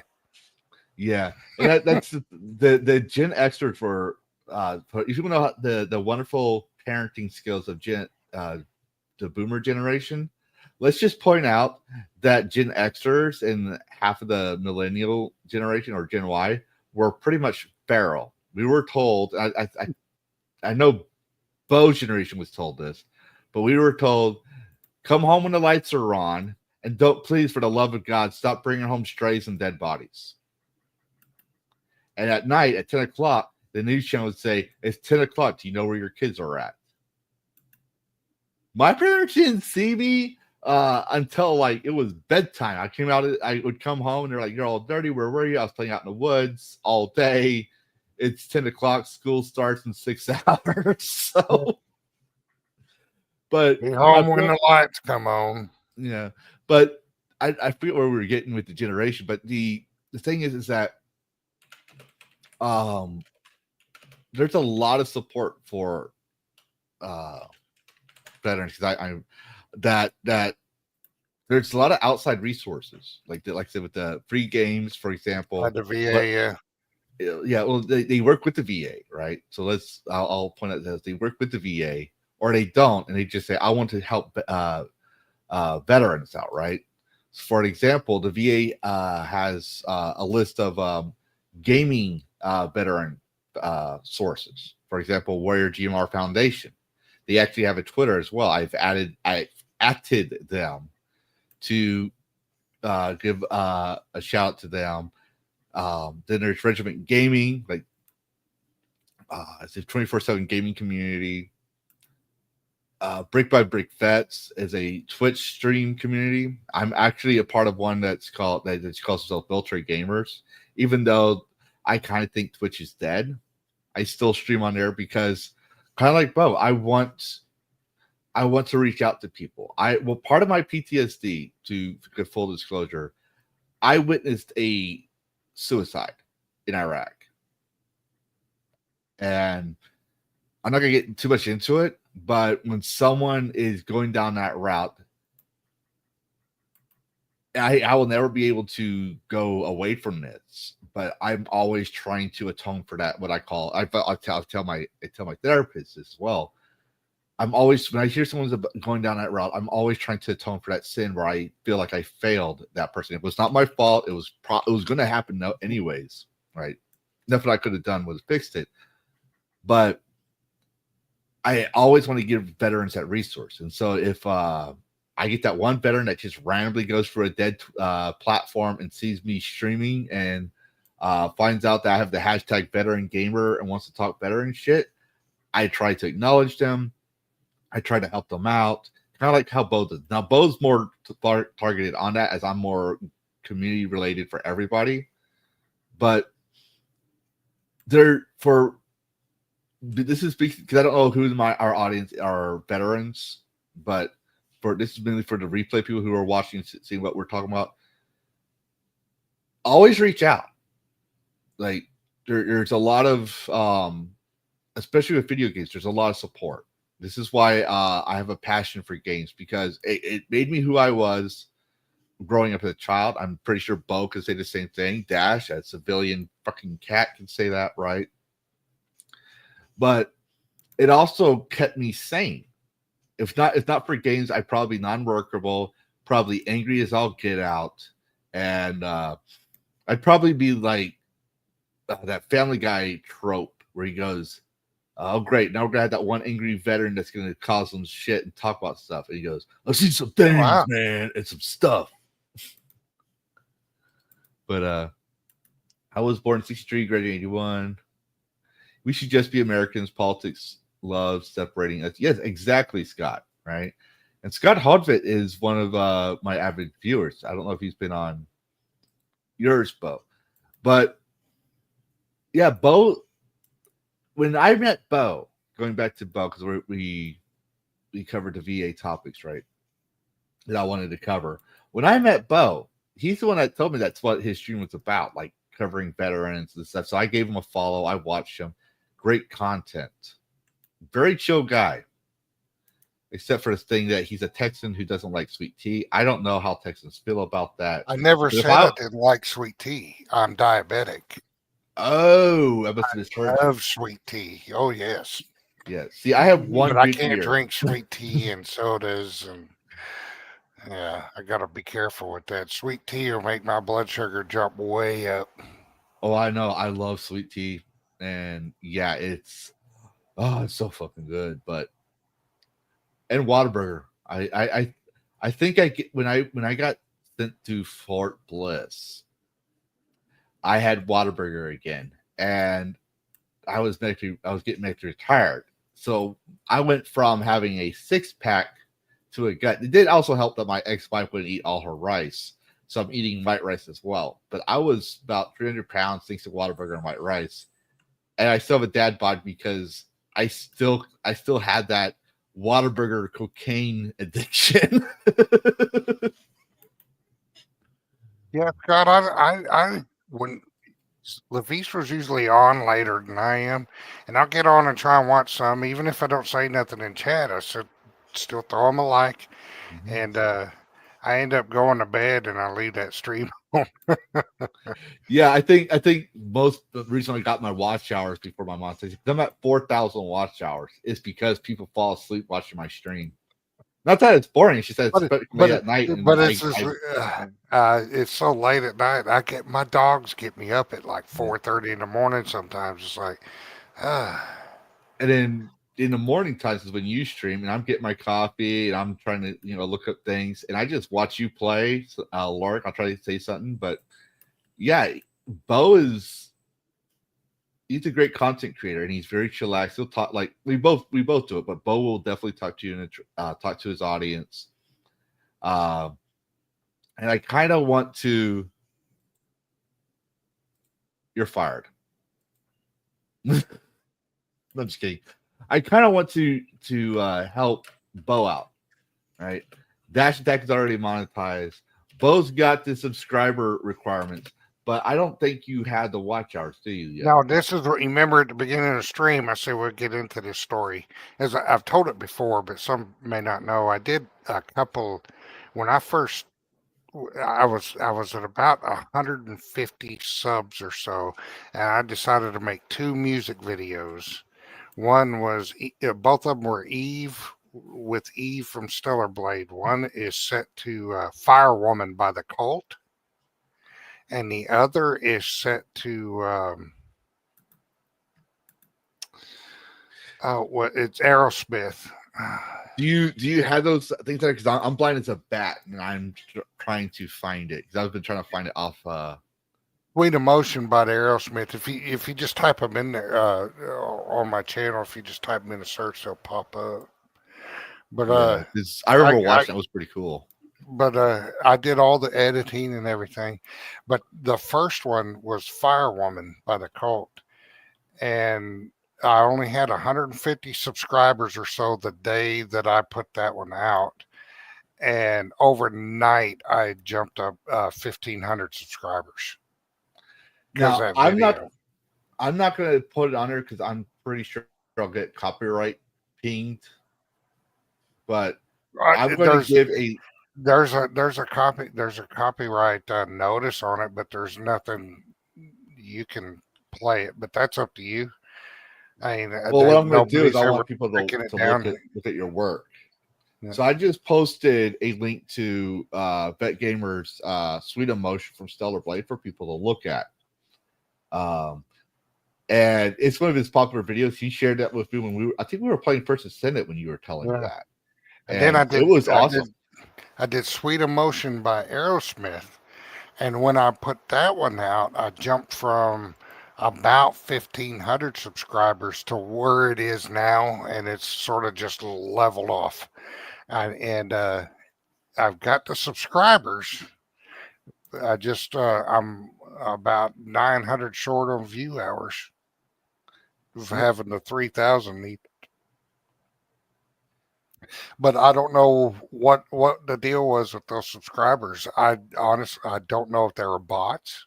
I don't know what is going on with them, but a lot of my views, I mean, I have regulars like Lavistro does watch my streams, but a lot of them, when you start seeing my stream jump up to 40, 60, 80 views, they're not subscribers.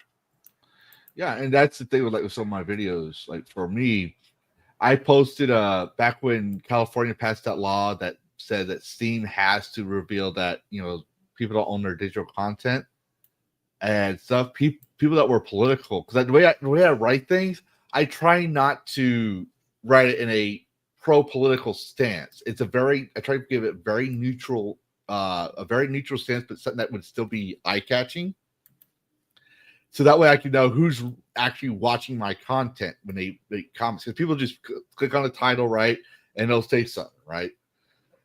And people were dishing to California. Like, California's obviously trying to control video games. I was like, actually, it's a very based law that says you have to let customers know they're not owning their stuff. You can't tell them, you can't mislead them, think they're buying their content. You have to tell them they're going to own their game or not.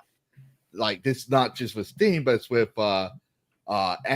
if you go with Amazon Prime, Netflix, all that other stuff, right? You buy digital content, you technically don't own it, and so it's very anti-corporation, which is a surprise for California.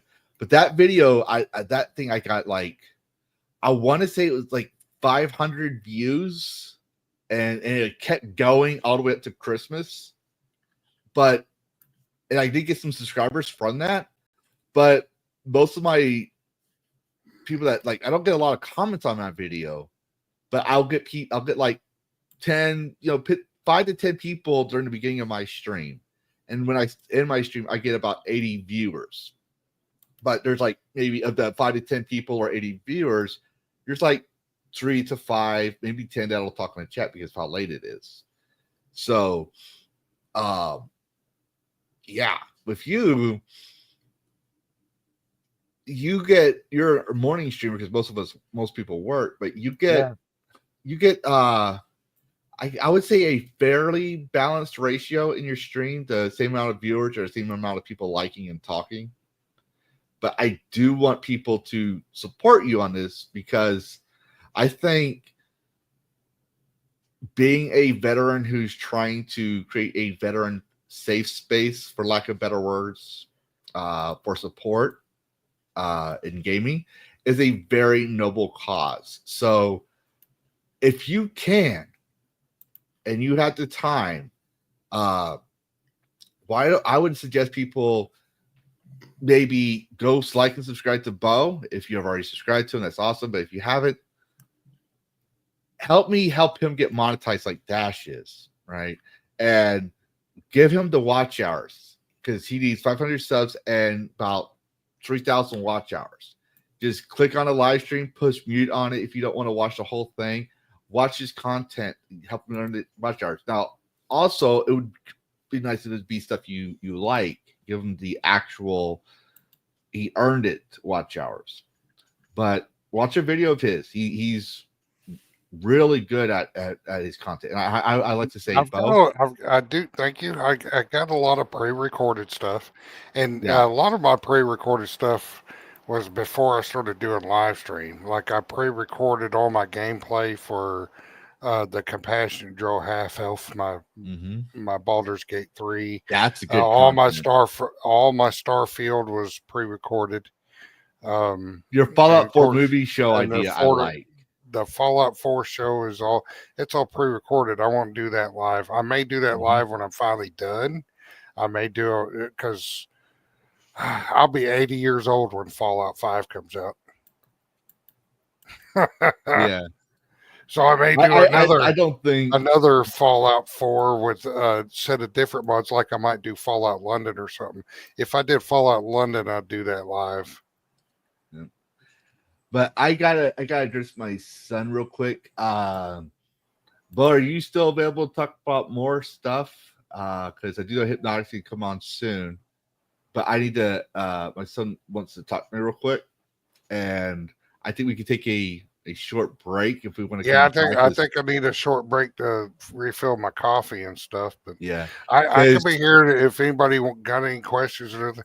I don't want to. I don't want people to think that my show is just about. I mean, it caters heavily to veterans, but anybody's welcome. And if everybody's welcome. Having trouble, we'll find help for you, or we'll try and, I'm no counselor, but we'll try and help What are you you the talking best we about? can. We'll find somebody. You're my unofficial therapist. Your But, channel's therapy for me. But even if you're not having issues, you come hang out, talk, and chat. And we just started doing this where Lavistro, me, Dash, everybody could be doing their own stream, playing their own game, or it could be just one person streaming, and we're all playing different games. We'll get into Discord, and you can hear any one of us almost any given time on somebody else's stream, just BSing, talking, laughing, having a great time. So come to all of our streams if you can. We know there's only so much time in a day, and you can only watch so many streams. But all of us, we got kind of a network going, and boy, our chat when we're playing games and stuff, just casually or whatever, even if it's only one person streaming, can get kind of crazy. Oh, sorry. I had trying to set that up for the break, but you can go ahead. But I didn't realize I was going to pop up on stage. But I mean, that's about all I got. Yeah. If there's a special request for a game or something like that, let me know. If it's a game I'm interested in, I try and do a stream. And if I'm not interested in it, I'll let you know. But if it's a game I'm not, I don't do reviews per se. As like with Dragon Age and Tomb Raider, I put up my final thoughts about it. Mm-hmm. But I don't do reviews per se. I won't tell anybody not to buy a game, whether it's woke or whether I think it's woke or not. If I tell you, the only game I've ever done that with was Dragon Age and Veilguard. I recommend it highly, not wasting your money on it. Oh, I didn't even finish it.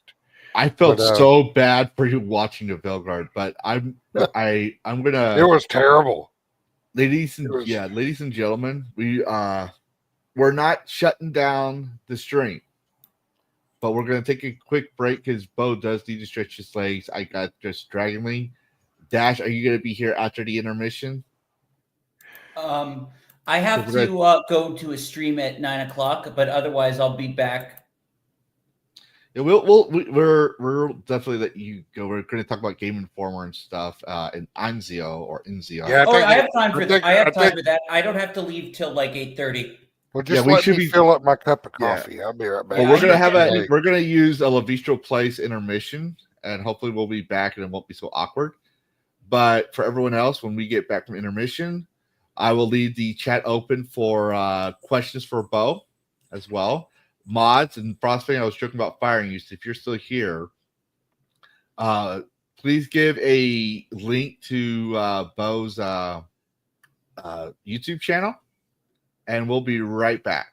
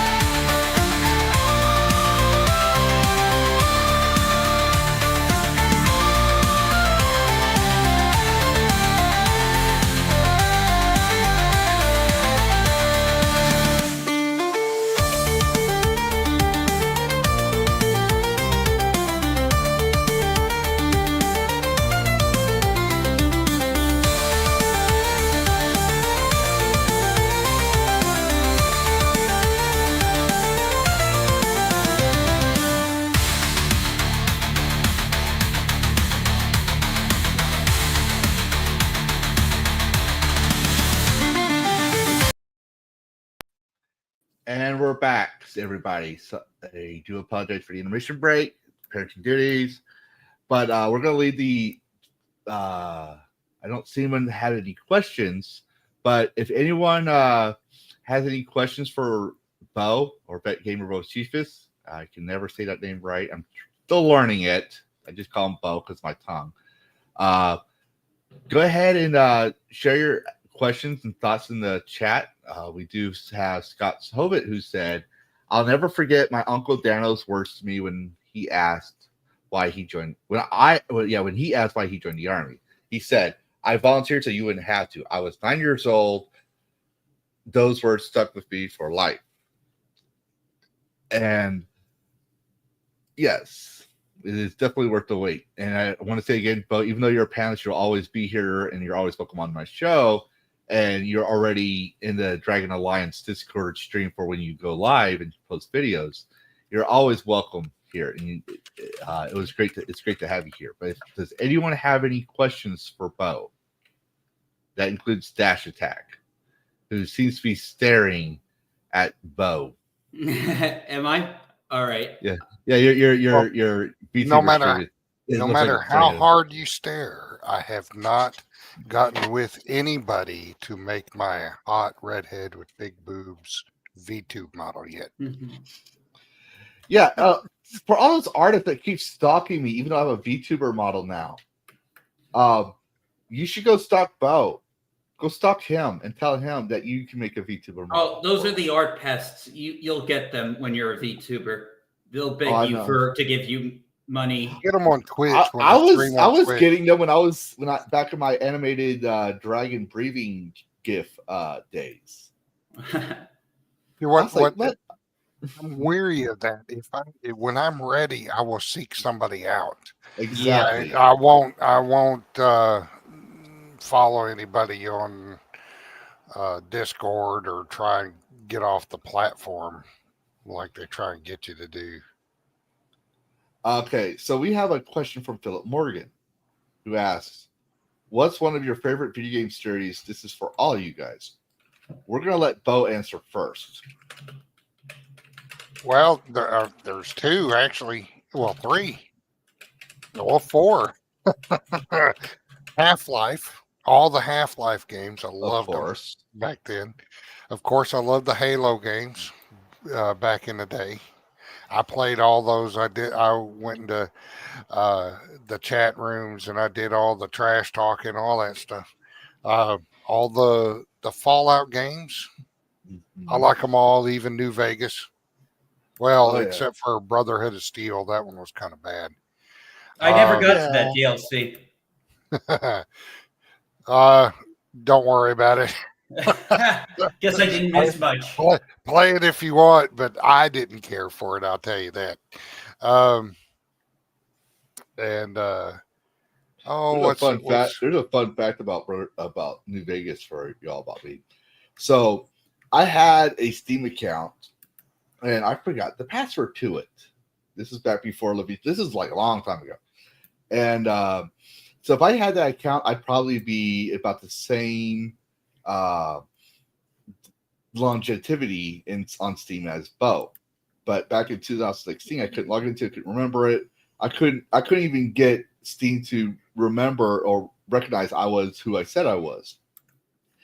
And I was going through my Outlook because I like to keep my save files in case I want to play them again. I keep them on an Outlook file. I found them, and I found my New Vegas save file. And I was like, "Oh yeah, I'm gonna play this. I'm gonna play New Vegas again." I only had 8 hours playing on record at the time, but I wanted to go see, what I did, and open up the save file. When I opened that save file, all of a sudden my game crashed and Steam crashed. You know why? Because I had unlocked all the achievements on that account. So therefore, when I uploaded that save file on my new account, it unlocked all the achievements and crashed my game. But yes, New Vegas, I love New Vegas. For the longest time, I had New Vegas physical copy. But running on Steam, I couldn't for the longest time because it was just outdated. Mm-hmm. It just would not run New Vegas. I had to search and search and search, and finally I found a mod that would fix that issue. I will not stop playing Bunny ever. I'm real close to unlocking Serena though. Oh yeah, I got Bunny up to level 40 and then some. Bunny's easy to level up, I think, before AoE. But I do like Dash, Fiesta. Dash. Yes. Same question to you from Philip Morgan. What is one of your favorite video game series? One of my favorite video game series is Halo. I was very much like Halo was like one of my favorite video game series. I have a couple. I've been gaming a long time, but I really liked Halo and I really liked Destroy All Humans. Oh, that's a good game. Yes, to answer the question for myself before I do, fun fact: the Army has its own Halo program. I think it's. I'm not sure if it's the Army. I'll say the military definitely. It's called Halo, and it's High Altitude Low Operations. Fun little fact there for y'all. If y'all want to go look that up, that's good. That's something interesting for y'all. But my favorite game, all-time game, top of the charts, 100%, except for the last two releases, is the Legend of Zelda series. I will always have a love for Link.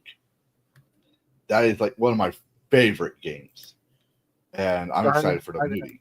I'd never seen Destroy All Humans, so I looked it up real quick. It looked really fun to play. It was. Oh yeah, it's a really fun series. A lot of like raunchy humor, a lot of political humor. It's very fun. My favorite is the second one. The second game, it got a pretty extensive remake, though they did cut some content.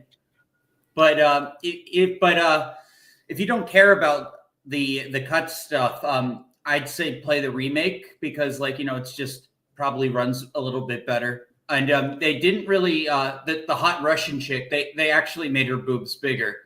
If you care about that. Yeah, and to add to the other games I like, I love Baldur's Gate 3. I will say that. I love Skyrim. I have between Skyrim Legendary Edition and Special Edition, I have over 1,000 hours together on that one. I also love Oblivion. And Conan Exiles I like. The First Ascendant. But yeah, I have a long list. I'm trying to just limit it. But basically a game with a good story I love. But Legend of Zelda will always hold a place in my heart no matter what. Going forward, yes, some people are making Fallout New Vegas Fallout 4. I can't remember the name of the mod. I believe it's already out. It's still being worked on, but the goal is to bring that's Fallout 3 that they're doing. They have in Fallout 3 there's a mod that brings New Vegas into Fallout 3 into New Vegas. But I think they're trying to turn that mod into a Fallout 4 mod, which would be kind of interesting. I do like Fallout. I never played Fallout series until New Vegas, and I didn't really get into Fallout until Fallout 4. But I do like the Americana feel of the pre-war. They call it the pre-war time frame, right? They chose the 1950s era as the pre-war era, and I do like that Americana feel to it. I do like the whole because I even though it's not political, you could learn some political things in gaming. For example, I jokingly tell people that the whole Skyrim Civil War thing is a foreshadowing of the 2016 elections, the way people were divided as a nation, right?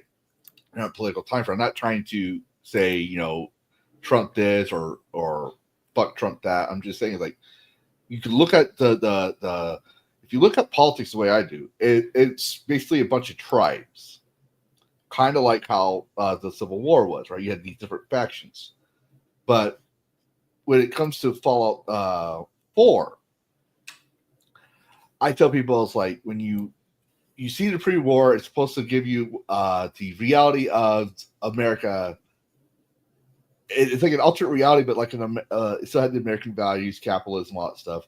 But then when America was destroyed from the nuclear war that happened afterwards, you have all these different factions trying to recreate or rebuild America, but they're not trying to rebuild it as it was. They're trying to put it in their own. They're trying to recreate the world to their own vision, their own perspective. Right? You got, for example, you have the Brotherhood of Steel in Fallout 4, and they're against the Synths. They're also against the mutants. They want to get rid of that. You have the Institution, who does not like anyone that lives in the wastelands because they're corrupted by the radiation. You got like all these factors. And when you join them, you kind of realize everyone's trying to think that they want to rebuild or reclaim something, but they're trying to reclaim it to their own perspective as opposed to what made the pre-war era great. They want to make it great to their own definitions. And we see that in politics. Another good game, this one I want to point out is it's not one of my favorites per se to answer Philip Morgan's question, but I do find it very interesting because it's a political game, but it's done right. It is BioShock. Because, for example, BioShock 1 talks about criticizes socialism and Ayn Rand's individualism. And then the sequel one, I forget what the second one does. I didn't get to finish playing that one. But the third one, this is when they started getting more anti-American, in my view. But it criticizes American exceptionalism, like the flaws. But the BioShock series, I think, is a great fusion of gaming and narrative gameplay. But that's my take.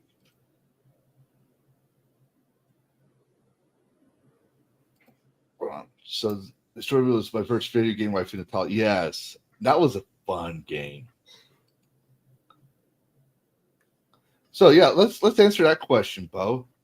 Who's your video game waifu of all time? You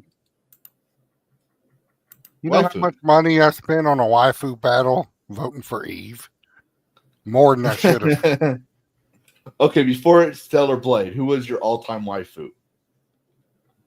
I never really had one. You didn't have one that you had a crush on even as a kid? I liked playing all games. I play male and female characters. I never really cared, and because most of these games if anything, it would have been Lara Croft years ago. But oh yeah, Lara Croft. Even the remake, the first reboot game of Lara Croft, she was younger, but she was still pretty hot. Frostfang asks, and like I said, we don't cover culture war as a main focus on our diet of discussions, but we do cover it. Frostfang asks, how soon do you guys think developers will have to adapt to the demand from gamers to get their head out of their ass about DIE ruining franchises being anti-consumer? Your thoughts, Bo? I think we'll be lucky if they do Western games. I think we'll be lucky because the only way this stuff will be resolved from some of our favorite franchises and IPs and developers and companies and stuff is basically a purge. They got to get rid of all the activists and get people that are just there to play, make good games and play games. Until they do that, it's not going to happen. And you got to watch the Chinese and Tencent. And I've said it before, and I'll say it over and over and over again. Some people are harping that Tencent's going to save gaming and blah, blah, blah. Well, that's a communist country with ties to the communist government, and they know how to spin propaganda. They know what they're doing. They're trying to come in and be seen as heroes, and they're communist. So you got to watch what they're doing. I'm going to bounce off what Bo says, but there's a saying. It's D&D saying. It's Dungeons & Dragons saying. But beware of the gift of dragons. What that means is a dragon would offer you a gift, but there's usually a stipulation or a catch or something like that. Here in the case of, though I'm a dragon and I love dragons or everything like that, we're going to equate, and no, I'm not a fucking communist, we're going to equate communism to dragons. When a communism comes by as the savior or something and they're doing these things, they're trying to get you hooked into they're trying to get their hooks into you. So that way, when they finally become, they want to be the final arbiter of things. So once they get that power and that thing, they're going to bring their own version of woke. They're going to start promoting communist propaganda, and they're going to start influencing the minds of the youth. So I tell people three simple things. Number one, and this includes us vets, because there's some vets out there who are fucking crazy as shit, and I don't mean mental institution crazy. Never fully trust your heroes. Don't get to know them, right? But I say never fully trust your heroes, because we're human. We're flawed, and we might have bad takes. Number two, never trust a fucking corporation. Ever. Even if you like the games they make, never fully trust them. Sorry, there's four. Number three, never fully trust a lawyer or a politician. Ever. Including Donald Trump, because he's a politician. Now, I like Donald Trump, but that's my advice. Never trust a politician, because they're going to get things wrong, and some of them are very corrupt. And the last one, never fucking trust a communist. Ever. And that one's like the last one, but that one's like the holy grail. You should take them. They're the ones you take with a large amount of salt, because you know, if you look at communist history, regardless if it's Soviet Russia, Chinese, or whatever, they're always up to something. They always will be. That being said, Dash, Yes, you're big on the culture war stuff. You're big. Yeah, I do talk about it a lot, and I'm not shy from it. Yeah, I'll talk about it if I feel like it. Bo doesn't really talk about it too much. What's your answer to Frostfang? What? Frostfang. Oh, how soon do you guys think developers will have to adapt to the demands from gamers to get their heads out of their ass about the AI ruining franchises and being anti-consumer? Well, the smart ones will do that. And if the Japanese companies catch wind, they'll be harder on their localizers to not sneak stuff into their games.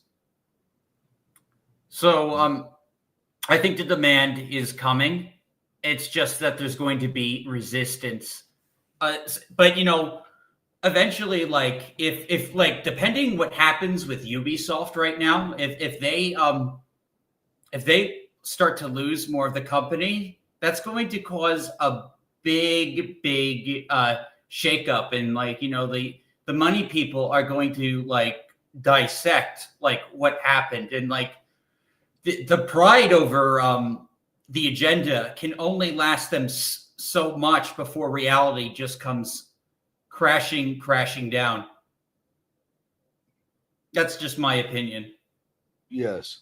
My view is a little, I guess the word people use Blackfield, but it's not really Blackfield.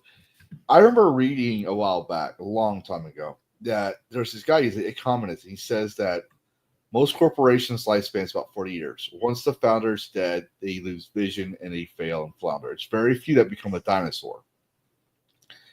Well, Activision is one of the first third-party gaming corporations, right? They started with Atari games, and they went from there, right? A lot of these companies are going to die out. That's my opinion.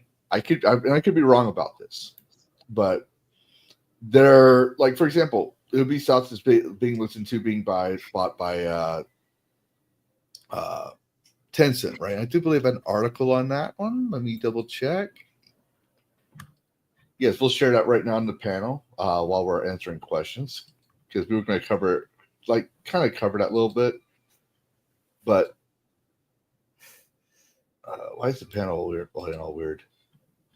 But yeah, Insider Gaming talks about it, that Ubisoft employees, and this is what this is what caused me to fight that, to go off on that troll for his retarded ass fucking statement when you were talking about Ubisoft Dash, if you remember. Because you said that you were saying that Ubisoft selling its IPs is not exactly a smart business move. It doesn't mean a business success, but rather a failure. But Ubisoft, yeah, like they're doing this because their games are underperforming, and they need to they're trying to protect their company as much as they can, and so like they had to move the IPs over. Otherwise, like they are at risk of losing them altogether. This way, they can at least like contain partially. It's a complicated process. I was looking into it, but basically, like this was just the least worst route they could take as far as maintaining control of the company. For now, that can easily shift if, like, but yeah, now Tencent will have some control over Assassin's Creed going forward, which is interesting. It could be a good thing temporarily, but having the Chinese or communist dominated countries owning our IPs or even Western companies in the long term, I think Bo is foreshadowing something rather ominous. The thing is, I'm not. The solution to stop China is to compete with China, and that's on the Western developers to do that. If the Western developers don't want to compete with China and they just want China to take over, they'll start, and people will go to where the best products are. And if China gives what gamers want and the other ones, I'm by no means a China simp. I cannot stand like what they've done to the Uyghurs. It is just absolutely atrocious. And like, people don't talk about it. But like, it's, but yeah, as far as China goes, like, it's going to be like EA, like Warner Brothers just canceled the Harry Potter DLC. Yeah. And the thing is, like I was saying with the corporations, right? Ubisoft is a perfect example of what I was talking about. They're subsidizing, they're putting their IPs into a subsidiary company that Tencent will have 25%, was, for lack of better words, control of, right? It's like they'll have a 25% investment in them as well. And now they're talking about layoffs. Now, I do recall last year talking about this, that Ubisoft was trying to bring their employees back. And the employees decided they were going to go on a strike. And I remember saying, that's the dumbest thing you could have ever done, because something like this was going to happen, And I do remember talking about it, I think, last night when we were playing RoboCop Rogue City. Spoilers, please threaten to go on strike.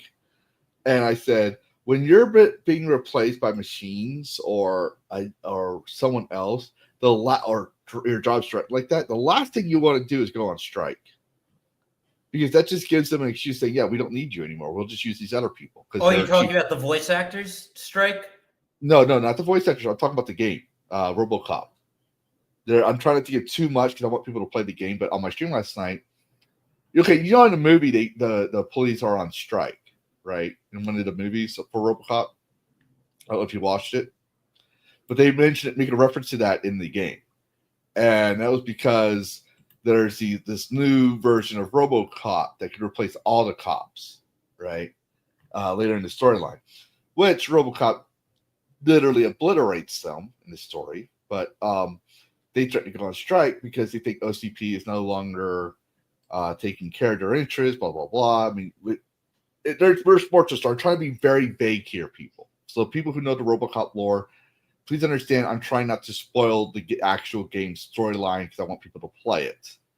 But I did bring out in that is that when they said that they want to go on strike, I says, that's a very bad move, regardless if it's SAG-AFTRA in this case, I did mention them, or in this case, Ubisoft. When people are looking to replace you, the last thing you want to do is go on strike. because that just gives them credibility. Yeah, we don't need you. You're going to go on strike. We don't need your union. We don't need you. You're causing us problems. And these people here, they're not a union, and they'll do everything you do for cheaper, or in the case of AI and stuff like that, for free. And what happened to SAG-AFTRA? They all the people that weren't prominent voice actors and actors, right? They got shafted, and they still have AI deals, right? So there is that, right? I'm not anti-union. I'm just saying, like, the last thing you want to do when you're being threatened to lose your job is go on strike, because that just helps out the people that want you to lose your job. In this case, they're now worried that with Assassin's Creed Shadow not doing well. Granted, I will say they said they have 1 million players, but 1 million players, or whatever the number is does not equate to sales. You have Game Pass. You have people that are probably playing on a Game Pass or were gifted it, right, or got it for free because we found out they were sharing game keys online. What company does that shares game keys on X? I've never seen that before. I could be wrong, right? So they had like 3 or 4. I remember seeing one post where they had 3 or 4 different game keys. So just because you have 1 million players does not equate to 1 million in sales. So, and they said they were going to start using their legal team as well to silence anyone who said negative things about the games, saying that they're trying to crack down on quote unquote cyberbullying. And they also said at the same time they needed this game to succeed. And now you have people saying, oh, we're worried about our jobs at Ubisoft. Well, you probably shouldn't have gone on strike, and you probably should have been good at your job. That's what I'm going to say. And guess what? If you think I'm being mean, I'll tell you this as a veteran. I guess, Bo, you were at least, you made it into the ranks of the NCO, right? In the Air Force? Yeah. Yeah, I'm pretty sure you would have said the same thing to your soldiers who complained. You should have done better at your job. You should have been good at your job, right? You got to correct them. You got to instruct them. The and sometimes it's on how to do it correctly. Yeah, and sometimes sometimes we are, especially veterans, we're very harsh when we were sergeants about. That's where the term "fuckface" comes from. We'll say, "Hey, fuckface, what the fuck are you doing?" Right. So when someone like me or Bo or anyone else says you should be good at your job, well, sad to say, we've also said that to our own soldiers, and it doesn't mean it's no less true. If you are good at your job, people are going to want to keep you. They will do everything in their power. For example, let's put this to actors, since we were talking about actors a while back. There's a difference between an actor and a movie star. An actor stars in a movie, and people go see it for the movie, but not for the actor. A movie star, for example, Robert Downey Jr., right? Iron Man, right? His name puts butts in seats. You have his, or I'm going to say my future ex-wife, Sydney Sweeney. Her name and also her boobs will put butts in seats. Those are movies that people go see the movie just for them. Doesn't matter what movie they be playing in, right? But they're good at their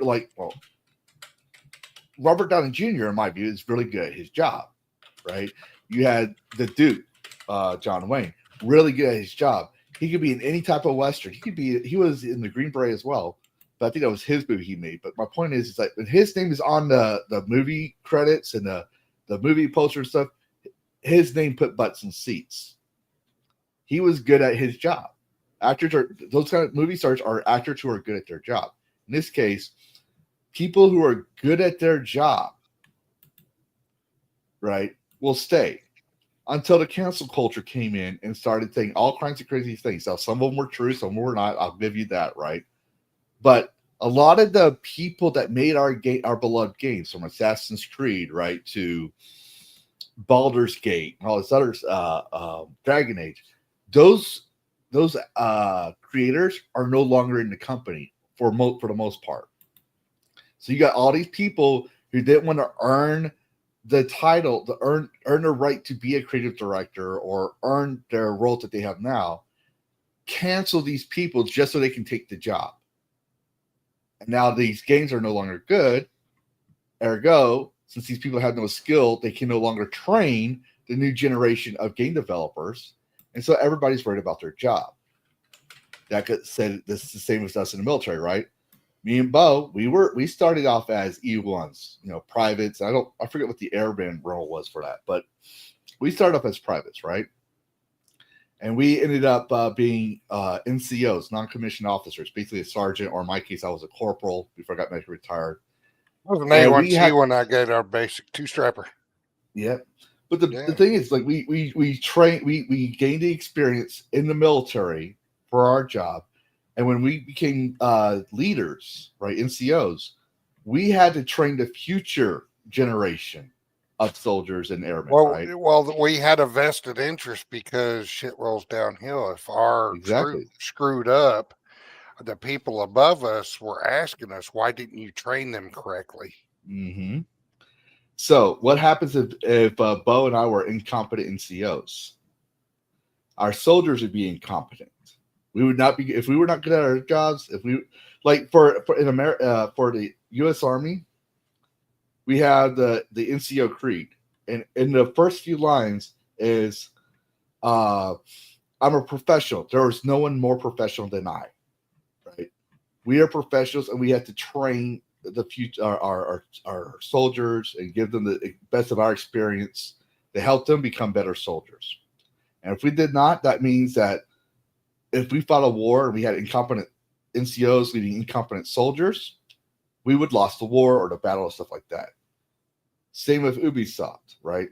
They're full of, in my personal opinion, because I don't want to get into a legal battle. In my personal opinion, they are a bunch of incompetent game devs, through no fault of their own, being led by incompetent game devs who canceled or got into positions because the competent leaders were pushed out or left.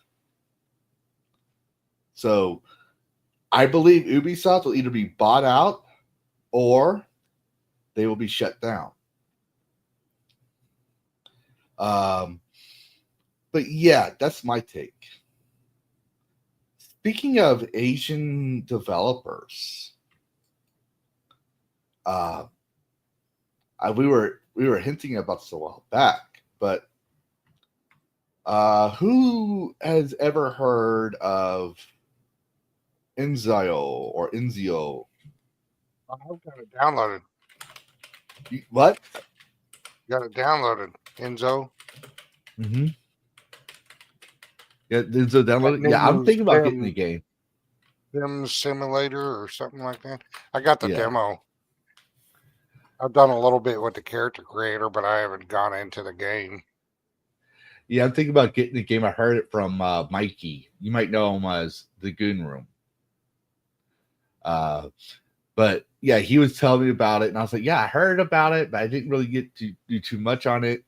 I looked into it. I figured we could talk about it because a lot of people are singing the praise. I've said on Twitter, a lot of people are singing the praises of Inzio. But I found they this bent the knee. They had a non-binary choice. I think we're going to see that because people open Panera's box. That's going to be. It's going to take a while for that to be removed. Then there's a new article out now how it's eerily, what is it, PC Gamer? Let me go back. Oh, Roadkill 101 is a Marine. I can't say was because once you're a Marine, you're always a Marine. But PC Gamer put out this article. I haven't read through it yet. But it says, if you've noticed the world of Enzoy is eerily heterosexual, don't fret. Eerily heterosexual. Eerily. So I put. Wow. Is this the gamer? Is this the gamer? Yeah, the PC Gamer, and I responded to that, and I said, it's their game. If they don't want gays in their game, they can do that. No, there's nothing eerie about it. Don't like it. Them trying to make heterophobia a thing. It's just not. It's just obnoxious. No. See, that's the thing Don't that like it, I make your find. own game for gays. Be sure to budget appropriately, though, because it's a very small There are plenty target of audience. games that are exclusively for gay people. Like they're Yes. all over Steam. Like the market is, it's okay for like some games to be just for specific people. Yes. And you're not being excluded if it's not for you. For example, I mean, I don't think The the Candy Sims. Crush is not, for example, Candy Crush, I don't consider it to be a gamer game. It's a game. I consider it to be a game, but it's not a gamer game. It's for normies and casual players.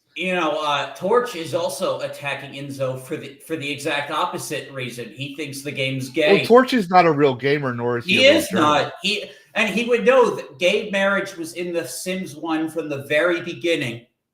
Yeah. Yeah. They don't the Phantom Pulse trio, right, are political types that came out and got exposed as the man behind the curtain. And they're salty about it. JDA actually still attacks me, I'm pretty sure, in my humble opinion, because I get 4 dislikes on every game now. I used to not. I used to get all hundreds. But after I came out with my JDA video, I've been getting 4 dislikes constantly, like 2 to 4 average, sometimes 5. And if not for that, I'd probably still get 100s. There's a couple times I get 1 or 2, but it's always at the beginning of my streams, and it never goes up or down after the replay value, something like that. So people expect, like I was talking about, like people want to redefine America to their own whims and Fallout 4. JD is a perfect example, as well as Veniples. I don't consider them gamers. I don't consider them culture war warriors. I consider them progressive Republicans and theocrats who want to define gaming for their own views, which is detrimental, especially for veterans and veteran health, because veterans need good games that keeps them immersed to handle their trauma. You give me a game where I can no longer, let's say, snap off on. I'm going to interrupt here for a second. I'm going to go ahead and I got to get off here. Dinner's ready, and I'm starving. Okay. Yeah, we'll try wrapping up. But hey, before we do, because it's tradition, and even Bo has to do it, right? This is, I'm gonna call it. I gotta do a video for this. But this is the 15-minute chill out for our guests. So Bo, you have the floor to chill out. Well, I don't have a whole lot to say. I mean, we said most of it in the beginning. I play a lot of survival type games like Conan Exiles. I try a lot of survival type games. I tried No Man's Sky. I actually liked it, and I'd like to get back into it, but I'm just such a Conan addict, and I got my Fallout 4 show going. This week's episode is delayed because I was running into some editing issues that I've never run into before. So I'm trying to overcome or resolve those issues. I got plenty of playlists to choose from. I think Lavistro said earlier, if you're taking a shower, eating breakfast, or just driving down the road, put one of the videos on, give it a like, and maybe listen to it or for a little while. But I take requests. If I've got it in my library already, I'll try and stream it. I may eventually do a schedule. Like 1 week will be for First Descendant. I was thinking about this the other day. Like 1 week will be specifically for First Descendant, and then the next week will be for Monster Hunter Wilds, because I love those games. But I think I might need to start scheduling, especially if somebody asks me if I do a particular game. I'm going to have to start doing scheduling. But I'm working on my channel. I'm trying to make it better. But anyway, that's it. I appreciate everybody being here. Be sure to like the stream, comment, subscribe, all that good kind of stuff. But that's it. I don't have a whole lot going on this week other than trying to get that Fallout 4 episode edited and out and doing more streaming. Yes. And everybody, yeah, please support my brother from another mother, fellow brother in arms here, Bo. We've been friends for about a year, and yeah, he really deserves to watch ours. All right. He deserves it more than me. So please give him support. And if you're a veteran who, let me put it this way, if you say you support the vets and you don't support VetGamerBoceifus, can you really say you support the vets? I don't think so. I think you're a hypocrite. So go support Bo. Now, you have a good night, Bo. Give me just a second. I'll link it. I'll let you look at the thing, and we're going to continue on with the conversation. Because Dash Attack has to go soon too. I think you're on the East I was Coast, just Dash? going to say. So I'll just I'm going to plug my channel in, and we'll not just do this. I'll cover this in a video. Why don't we just go ahead and do our final thoughts with Bo as well, since we're just going to wrap it up from here. Is that okay? Do we have time for that for everybody? So okay, yeah, I just saw the time thing. I remember you're in East Coast time frame. So yeah. Bo, final thoughts on today's topic, even though we did your chill out. Vet gamers, I think there's a lot of us, and I've talked to several, both through YouTube and locally, and some friends of mine that I never lost contact with. We all love our games. We love to chill and hang out. We're like everybody else. I mean, you mentioned a dark sense of humor. We also have a dry sense of humor. Oh yeah, and the best dad jokes this side of the universe. I mean, it is a brotherhood, regardless of what service you served under. You're a veteran. My channel is open for you to come hang out, and if you're having some issues, reach out, and if we'll do the best we can to get you some help if you're having some issues. But if you're unable to play a game or physically unable to play a game, you can hang out and talk. There's chat, there's text to chat, or voice to chat programs and stuff like that. So anybody's welcome. Don't ever take it as only vets are welcome. Everybody's welcome. But yeah, I love to play the games, and like I said, if there's a request, if the game interests me, I'll play it. If it don't interest me, I probably won't play it. Yes, and just so y'all know, for the ESG score viewers that were making sure about ESG scores are good, Bo is our trans representation. He identifies as a red big booba ginger with hammers. So I don't identify as that. I just play what the guys want. It's a joke, Bo. Just play with the joke. Come on. I know. I just play what the guys want to see, and I want to see it too. Yeah, but also, Dash Attack, our only civilian panelist on here. What's your thoughts on tonight's episode? Final thoughts. All right. So,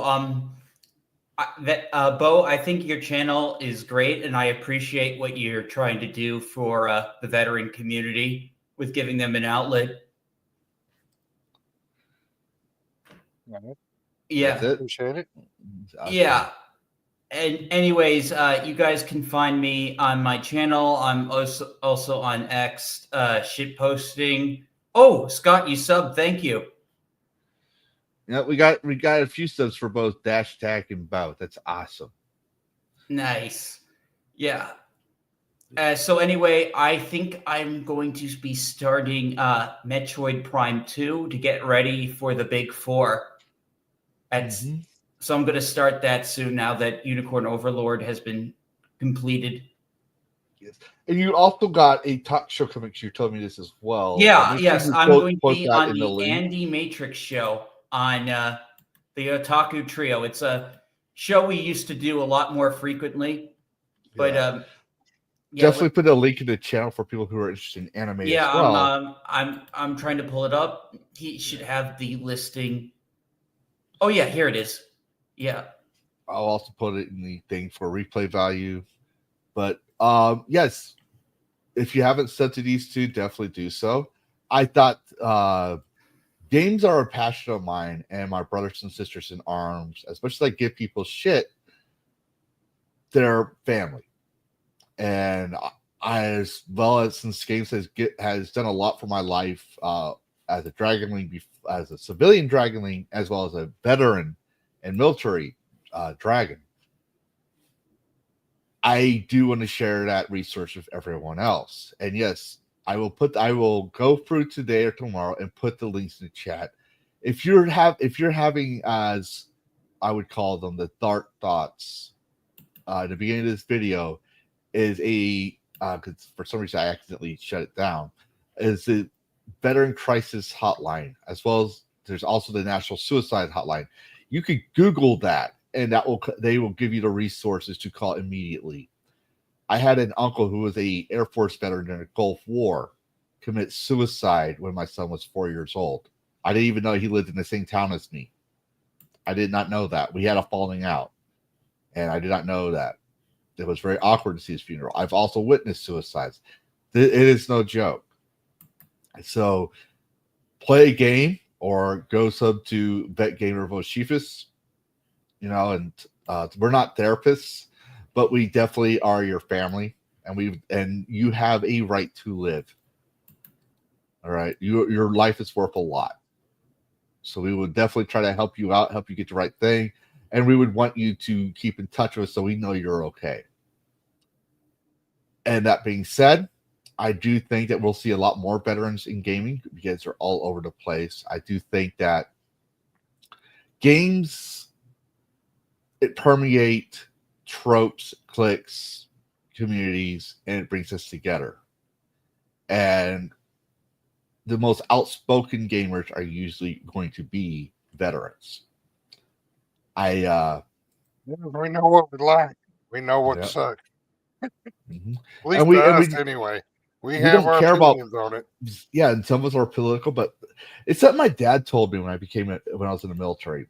My mom was big on the conspiracy theory stuff. Like she's in the middle of the line, but she nearly believed every left wing and right wing conspiracy theory, including like how, and I don't know if this is true, but like for example, George Bush was a member of the Skulls or something like that. And I was like, okay, whatever. I don't know what, I don't know how to take that, right?